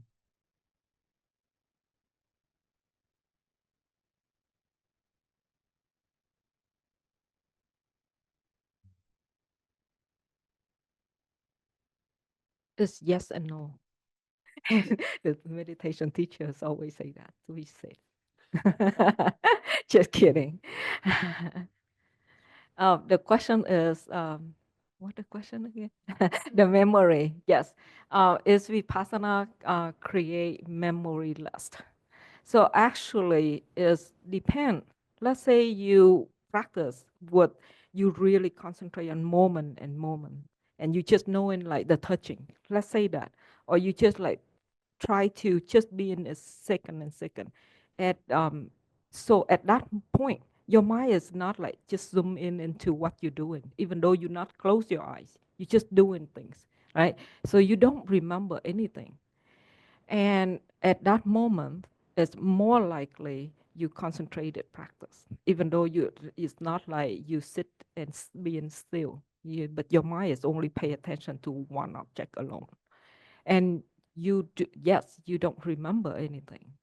But and then when you practice with like gentle and then seeing things as a bigger picture, whatever come to your mind, like you see, you sit in here, you know your object like a anchor point, but you also know there's like very light, and then you also know there's sound right now. Like I'm talking to you right now, but I do see that Eric is looking at me, and sometimes he know, and I at the same time I'm pay attention to the time in my head and try to look into the screen to see if any hand raising. So like if you practice very gentle and lightly touch on all areas in the mind, then you know like um, I wouldn't say like countless because I'm not that level, but you can know a lot of objects at once. And then in another level of practice, now you can be that way, like you know many different things at once, but because you live in the split second, a time is super short, so everything arises in the mind is die immediately. That when memory do not exist, so you don't remember things because you only see what arising. You don't have enough time to see passing away, so that also memory do not exist. But don't take my word as the only three way, because that's my level. It can be multiple things. The mind is like very complicated. The more you practice and different condition, different background, you can see more than that. So that's what I know, but maybe more than that. Yeah. Am I answer your question? So we will have a period of walking for about 45 minutes. And I know there's a lot of moving parts in many bodies, many bladders, but if we could try to be here when the sitting period starts, just so we can all kind of settle together, that would be lovely if that works. So we'll come back at 2 p.m. We'll ring the bell about 10 minutes beforehand, so we have a little more time to come back in and resettle. So thanks, everyone. I definitely meant 3 p.m.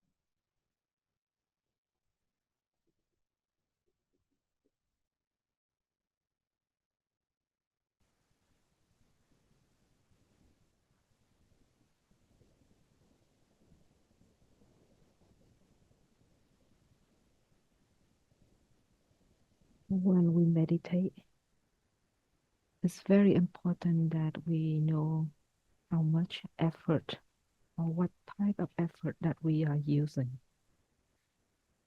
For insight meditation, we do not need to have a strong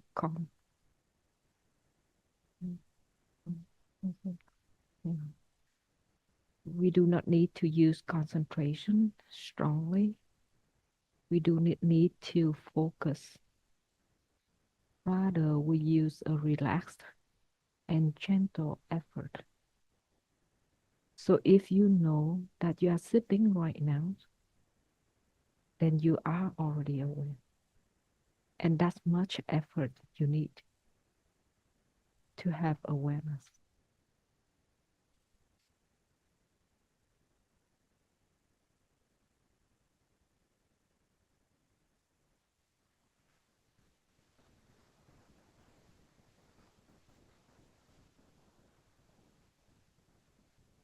Right effort or wise effort does not mean to look at the objects clearly, neither to hold the object for a long period of time. So every single split moment, if you know something in the body, like the sound, the sensation, a thought, an uncomfortable feeling, the movement, a quietness,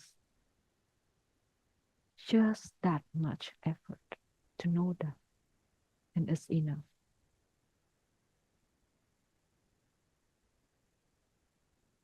The effort in vipassana is not strong, not forceful, but it requires of the perseverance effort, not giving up. So it's like the swing of the um, child. When the parent just tap it, it moves. And it keep moving back and forth.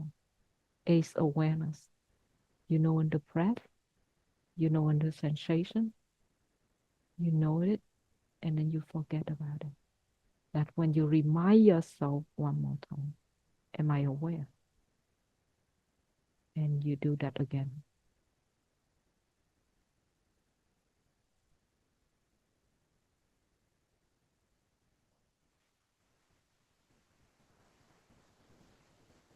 We're not giving up.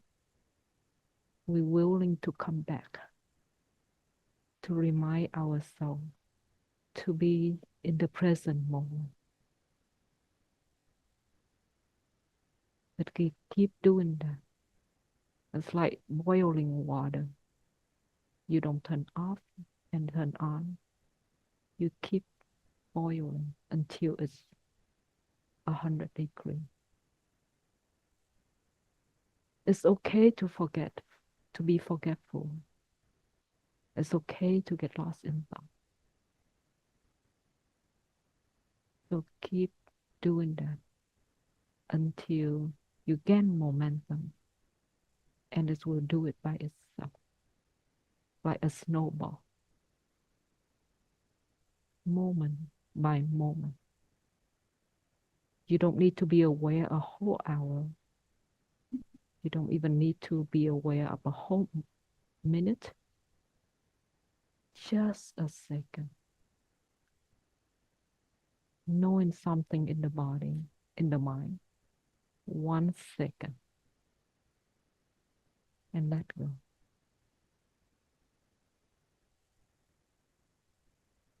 The wise effort is the effort of interest and curious. So if you interest, you set the intention, the mind will do its job. So trust in the wholesome intention. Just by sitting here, it's already reminding you that being aware. So let go of the idea of doing that. You will be aware. Just being in this posture is already the reminder to be aware. So you don't need to control it. Just relax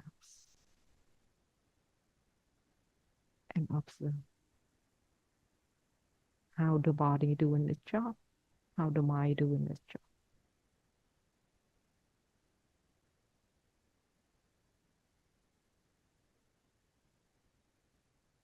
Relax, gentle, but interest and alert.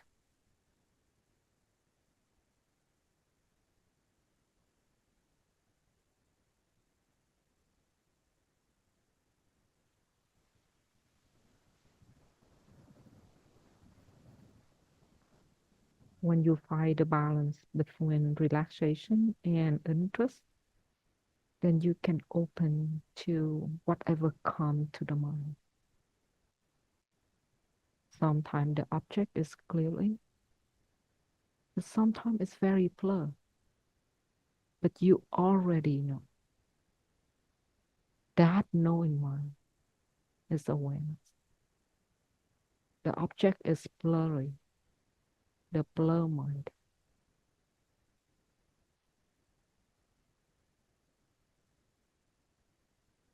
Sometimes the experience is lovely, beautiful, but sometimes it's not. But awareness is already noticed that, and that's enough.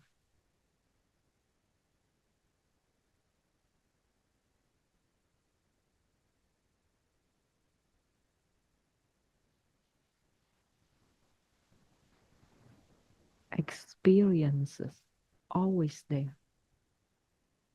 We don't need to create it. We don't need to change it. We don't need to fix it. Our job is to acknowledge, to notice.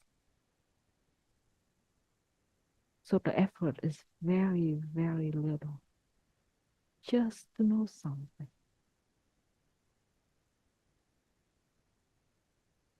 Are you aware?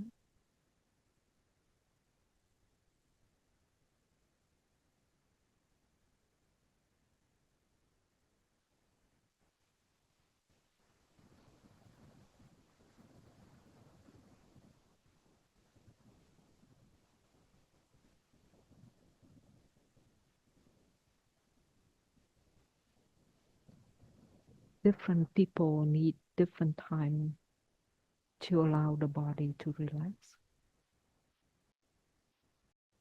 and different amount of time for the mind to be relaxed. So it's much easier that you can use the body as a gateway for the mind to relax. So you can do the body scan if that helpful.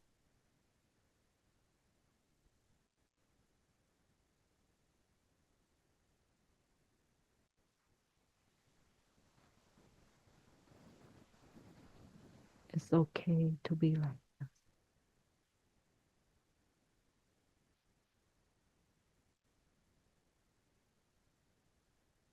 Light, gentle, knowing something.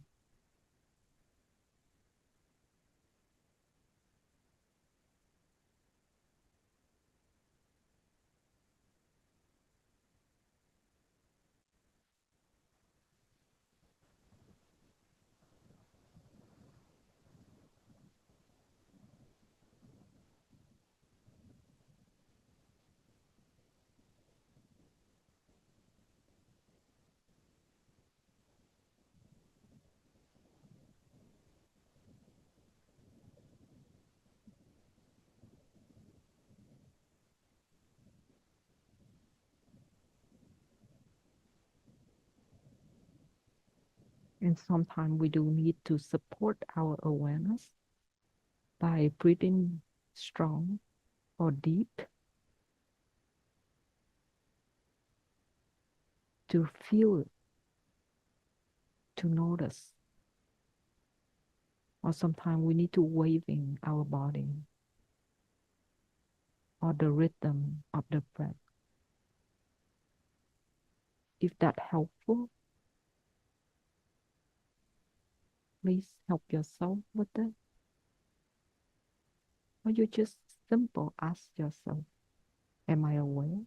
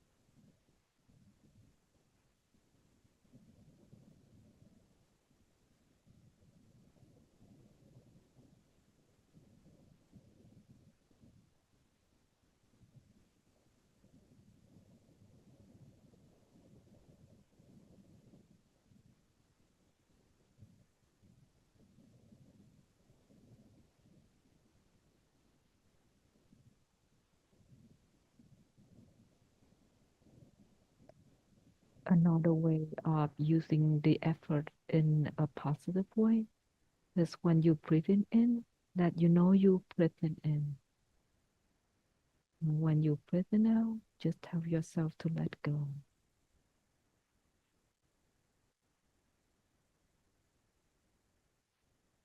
And breathing in, let it out.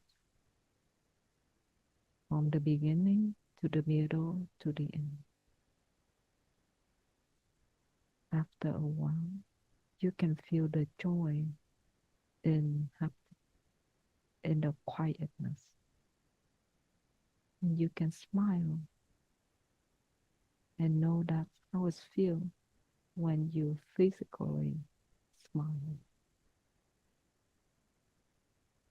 Breathe in, you know you breathe in, breathe out, smiling.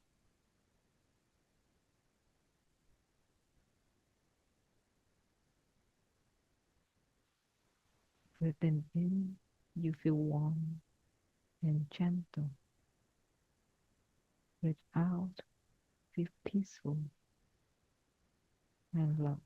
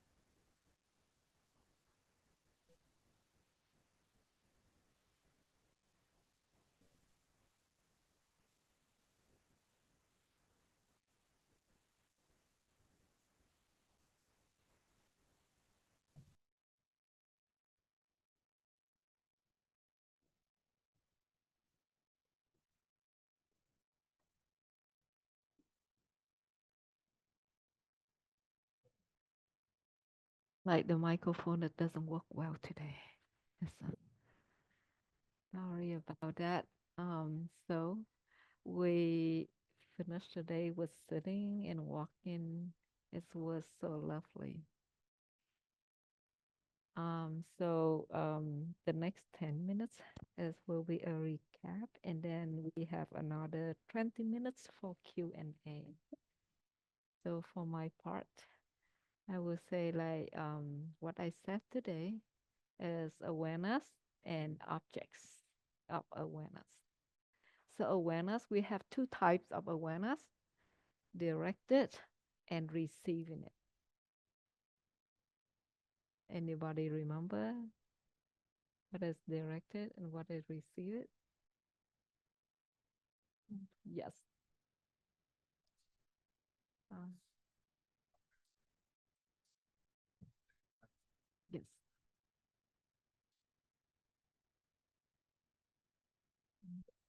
Yes. Yes. But they both vipassana. Yes. But that's right. We direct our attention to whatever object or experience or sense door that we want to know or observe. The other one is just we let the objects or the experience come to us.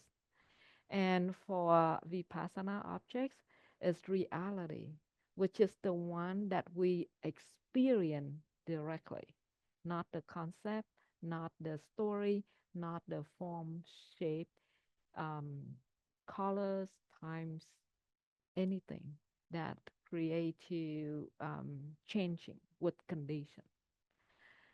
So if you know your body, your mind, your feeling, then you already aware. And awareness, I also talk about the right effort. The right effort is the effort that we know that what to use with purpose or condition, when to do what. Sometimes we want to do something, but we're not what is not available.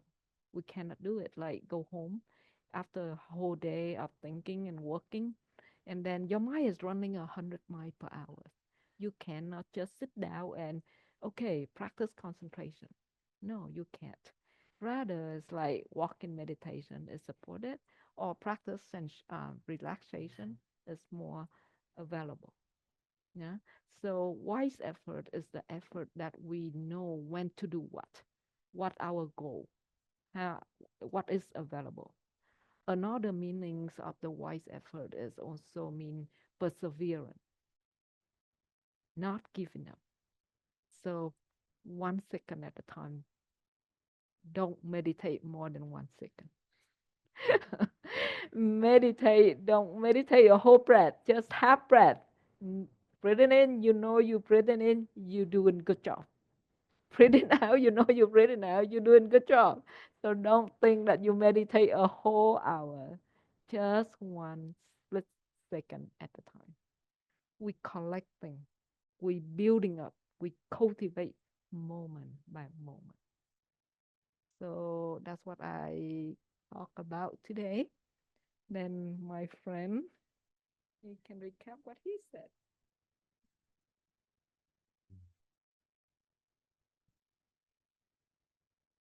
Um, mm, I uh, I I find Elsie's teachings very clear, very direct. I really appreciate it. Mm, uh, I don't know that I'll do a recap of what I shared, but maybe a recap of more of what I experienced today. Just taking in the green of the hills and seeing people lay in the grass, um, and feeling actually the calm tenderness of walking under the trees. I these hearts and these minds are so busy and so on fire so much. Um, and really, I think this practice, the world needs it so much. The Buddha talked about how um, just it's something like just as the slope of the beach goes gently towards the deep ocean. So this is a gradual path. We slowly go deeper and deeper and deeper. It does seem to me that some beaches drop straight down, right? So for some of us, we get plunged in, but I think many of us, it's this gradual path of practice of doing what we did today, cultivating these really wholesome, wise heart spaces and mind spaces. Um, so it just gives me great heart and great hope to be here with all of you today in the midst of this world that really needs it. Um, so practice like your hair is on fire, if you have hair, and but also it's a gradual path. Y- Use upaya. It's like skillful means. See what's needed in your life and really honor that. Um, and I'm just really glad we're all able to practice here together today. It was really a lovely, lovely day. So, um, yeah, and then, something in my life that I kind of experienced a little bit here today is fierce joy. Joy is so needed in this world right now. So a fierceness about turning towards it and making room in our lives for that. So it's been a practice of mine. That's it. Um, so we have time for any, if there are questions, that's great, but also just any shares about how your experience was today, any takeaways, any challenges, any bright spots. Um, and it'd be nice to bring your voices into the room. And our friends online, you can either use the chat or raise your hand and we can unmute you. It was really, your presence was felt. So thank you for also being an important part of this practice today.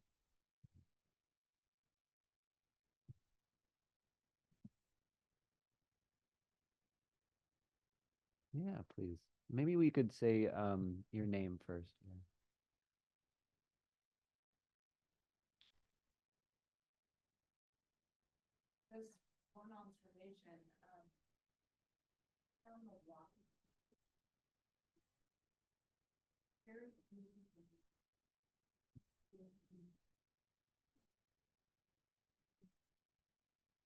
Mm.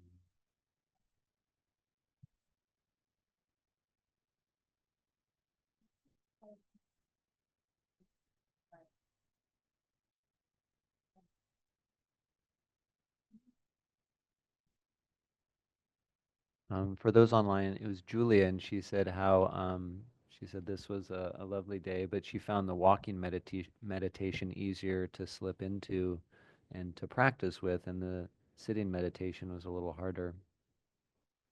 I'm just reminded it may have been a retreat that we were teaching. I don't know, but I remember towards the end of the day, someone saying, "Oh, one thing I've learned is I hate walking meditation." And it's so interesting how walking is something we do every day, right? But when we turn it into a task, uh, that it can become a whole other thing, right? And I only bring that up because it's beautiful that the walking meditation like was so, because a lot of times people find that hard. And so I don't know there's any great point to sharing that story other than, it's interesting to notice how a relationship changes, how different days, oh wow, this is really challenging. Um, yeah, and it ebbs and flows. But, I think we stated this a lot, but it's, the practice is coming back to that relationship and how the mind is um, with things. So how fabulous that you're able to see so clearly. And but maybe LC will say something more helpful. Um, I think for me, I'm lucky that I have a teacher like from very beginning of my practice that he always asking like how are you? So I'm get familiar with like how am I? And I never go with the idea of formula. So if I feel like really agitated, I'm just let the agitation be there and I'm going to walk. So I can feel, oh, I'm walking with this. And little by little it calm down. And instead of say, okay, it's time to sit. It's my schedule is sitting, and I force myself to sit. So I think, like I said earlier, you know your condition, and go with the flow. And then, like if your mind is so busy, and yeah, you go with like seeing, hearing, tasting, smelling, and then you be aware, busy aware, instead of busy thinking. So I think like if you if we like the idea of, oh, I'm walking meditation, like, oh, I like to see things beautiful, and now I cannot see things. I think that that idea usually in the mind, like you have to walk slowly, you have to just know in yourself, don't know anything around you. So walking become difficult for some of us. But if you allow yourself to enjoy and be aware of joy, like Eric talking about today, then it's nothing different than live with your life awaken with whatever. So live your life in the way that you think is helpful, not harmful, and be aware of that. So don't go with form,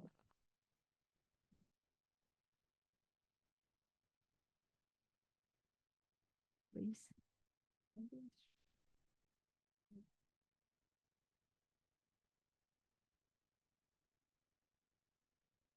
Hi, everybody. I'm Mel.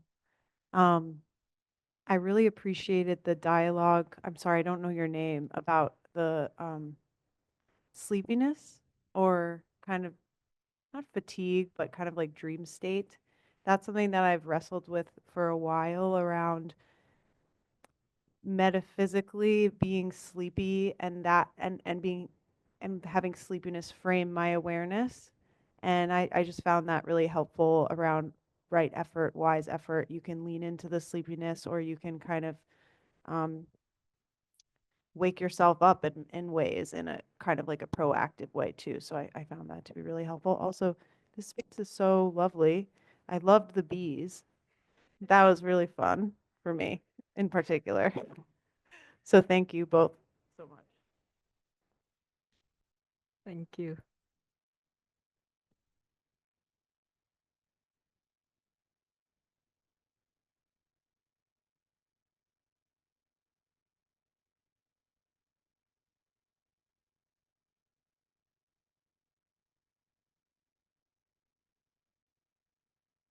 Hi, I'm Sherry. And I apologize because I did come late. So if you touched upon this earlier, um, just tell me. We can talk about it privately afterwards. But you mentioned before this last meditation about the possibility of just breathing in awareness and breathing out peace and just following your breath. But you also talked about the approach of doing more of a body scan. Did you speak about that earlier? The body scan. Could you just talk a little bit about that? Because many, many years ago, when I was at a retreat, I recall doing a body scan. And actually, did you mention about the vibrations? Well, when I was very young, I did a long meditation retreat, a Vipassana meditation retreat. And I remember doing a body scan and feeling like vibrations all through my body in that in different patterns almost. But I'm forgetting what that how you approach that. So could you speak a little bit to that?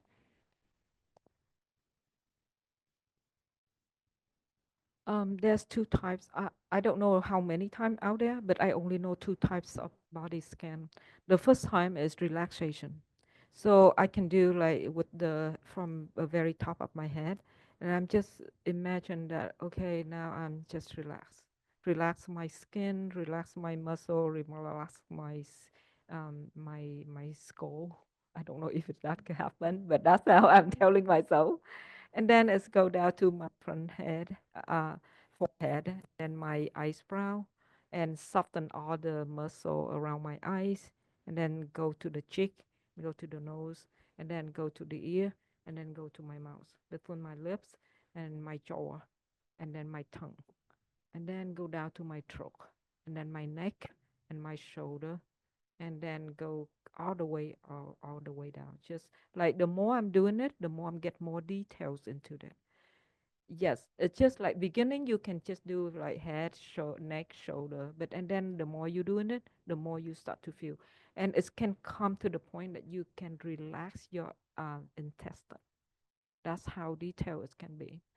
Another way to do the body scan is the one is very close to Goenka style. Goenka style. You know, have you ever heard about that?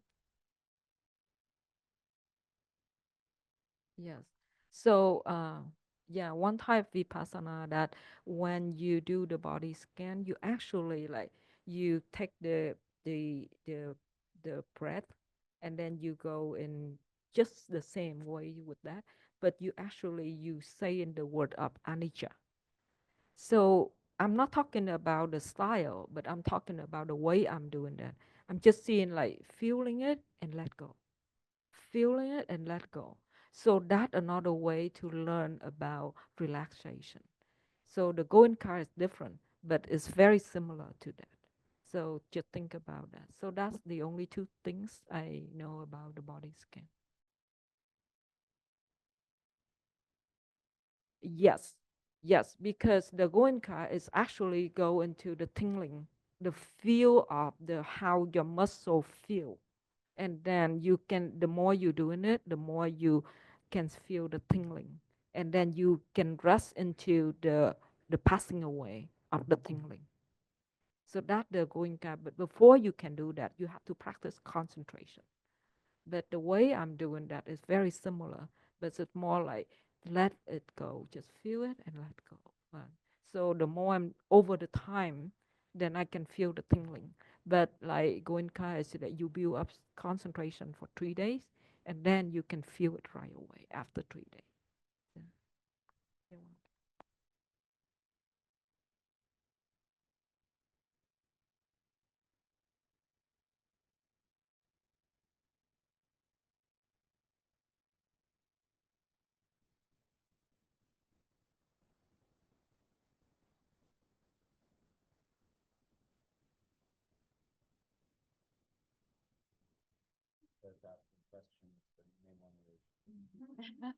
Yeah.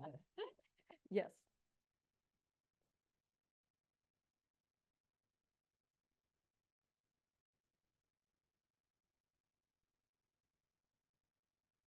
Um, I was just going to share that I feel like today I wasn't as concentrated when I was doing walking meditation. Yeah,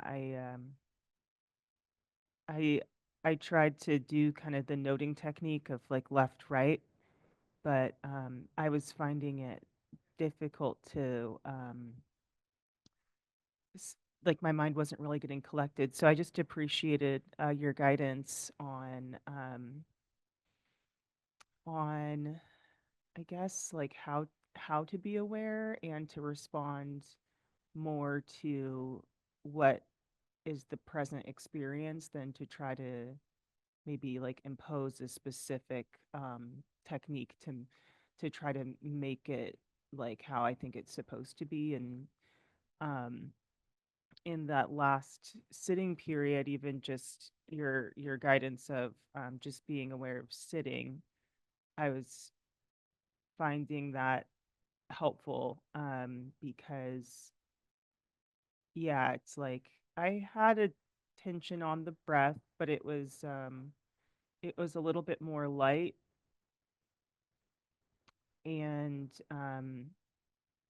there was some wandering, but I felt like I could come back to okay, I'm just aware that I'm sitting, and so um that means I'm aware, and it felt I think more relaxed than how it can feel sometimes where I'm like I'm supposed to be concentrated, I'm not, and it's not very relaxing or feels like it didn't go right or something like that. So thank you.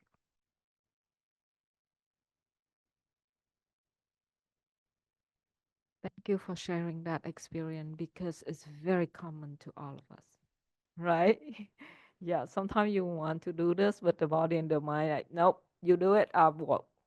So that's the reason you've been hearing what I said, like, know your condition. Instead of think about what you should do or you should not do. When you go with the condition of the body and the mind, then you can do that. So just simply know that you're aware, or simply know that I don't want to be aware. There's time when I was in Burma and I really don't want to be aware. I'm like flying half of the world over there, and I said I don't want to be aware, and I'm aware of I don't want to be aware. Is that weird? But it works.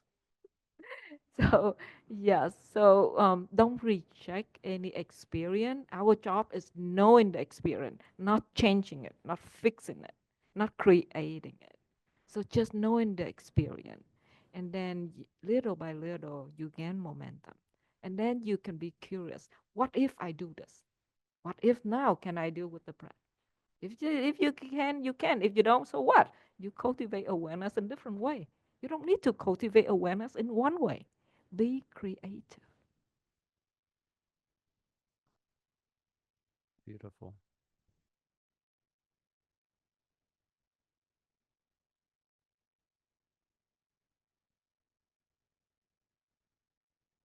I have time for one or two more if there's anyone who would like to share. Um,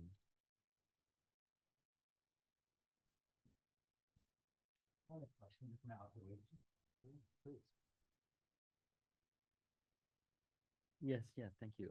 Kumar, um, I live just 2 miles north of here, and I took an Airbnb, my friend Chris, just to make this experience, like, just give myself break from like, hectic work and all that. So, loved the experience.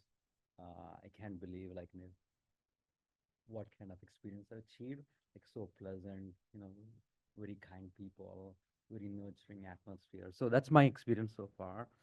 And as far as the meditation practice itself, I'm trying to reconcile two different types of practices. One is vipassana, having this non-judgmental view, observing other thoughts, coming back, not judging them, right? That's I take it from this today's meditation. While in yogic school of thought, it's a little different in the sense they say that there are various types of distractions. One type is regret. Something happened in the past. I shouldn't have done this, or that's something going to come up in the future. Oh, I'm afraid of it. Or how do I handle it? Right. Those are some of the common thoughts that gives you distract from your practice. Right. So the way, again, it's not a question. Just reconciling different meditation practices is, you know, it's the only thing matters is now. So just trying to same non-judgmental, but coming back to now, and now is one way I try to enhance the practice so much. Coming back, having the awareness in present time. That's one kind of distraction, so to speak. The other type is pretending you are something you're not.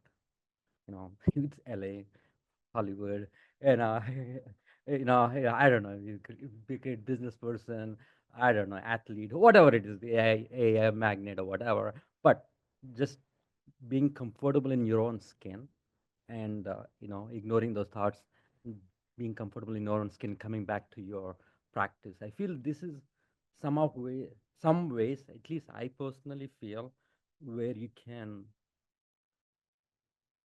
enhance your thing instead of taking years and years, but not having any, not rules, but a little bit more guidance on how do you handle distraction so that like you are in now. That's just my observation.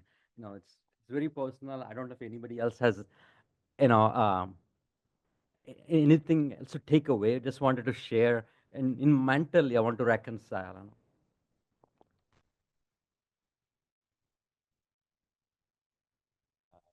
when you were speaking, the word authenticity came up, and that it seems like I think the more we're in the moment, the more we're present, the more really we can the more authentic we can be with our relationships, our experiences. Um, So thank you. It's a really lovely share.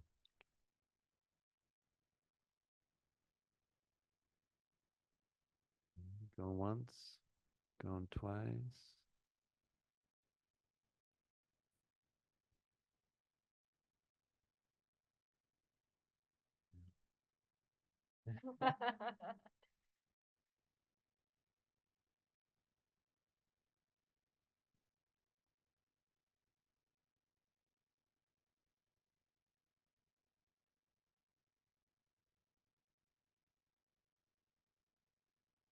Okay. Actually, let me say something about I just want to have a little bit of comment on what you said because it's quite common for people feel like, oh, I shouldn't non just you repeatedly say non-judgmental, coming back with non-judgmental. But the practice is not about not judging. If there is a judging mind, recognize that judging mind is here, just like anger. It's not changing it. Knowledge. Yes. So there's not. It's not like don't judging it. If it's not judging, then it's not a problem. You don't even know it. But it's judging now, so it's okay. Judging is here. So don't try to change it to not judging. That's tiring. And then another thing that you talk about, like past and future, but coming back now. So you know that your mind is slipping into the past or the future, but you know that, right? So you're already aware, and you're aware of the thoughts. The thoughts concept is the past and future, but the thought itself is reality, is in the present moment. The story is in past and future, but the thoughts is in present. So you know that. It means you're already aware. So don't pay attention to past or future, but pay attention to either thoughts arise or I am aware of thoughts. Yeah. The only reason I said was, uh, sorry, and people in the Zoom can't hear me maybe, but kind of eats inside you. Like it's not, I shouldn't have that. So I should do something else like that. That's my way of reconciling. Yes. Mm. Yeah. So usually we recognize that too. It's the practice is very simple. Just keep recognizing. Even if that reconcile, yes, I'm that. What am I doing right now? How simple that is. Right? Nothing else to do. Yep. Okay. So let's sit together and share our merit to all being around. So if you're comfortable with put your hand together or put your hand at the heart area and feel into the feeling, sensing that,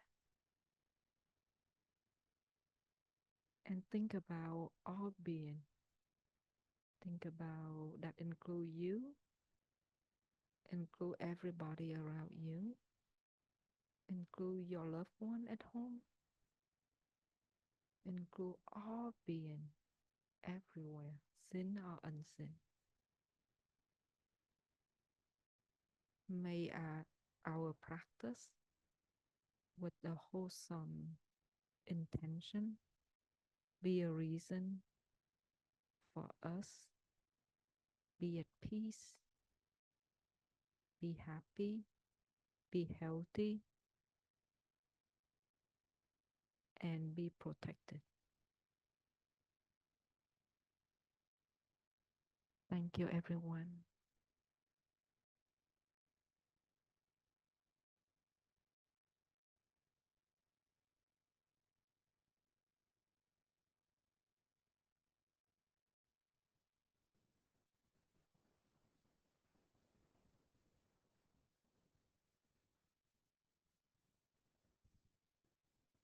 And so we will actually first off please check out the programs at InsightLA, and there are some really great offerings, so we hope you take advantage of them.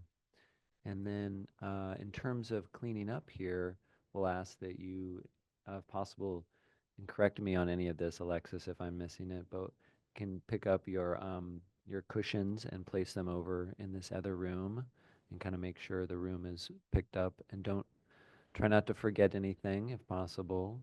Um, and then in terms of cars, we'll be making our way out. But if you're stuck, you can let us know if you're trapped behind another car, and we'll make sure to figure that out somehow. So, and again, thank you to Heidi and Samantha and Alexis for all your amazing work today in terms of supporting the retreat and all you do. So, thank you. Yes,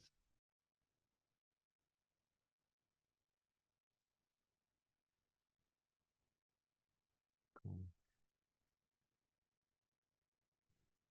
And we'll do a quick wave to our friends online, who most of them have signed off. But thank you. Thank you for being here today and practicing with us. Hmm.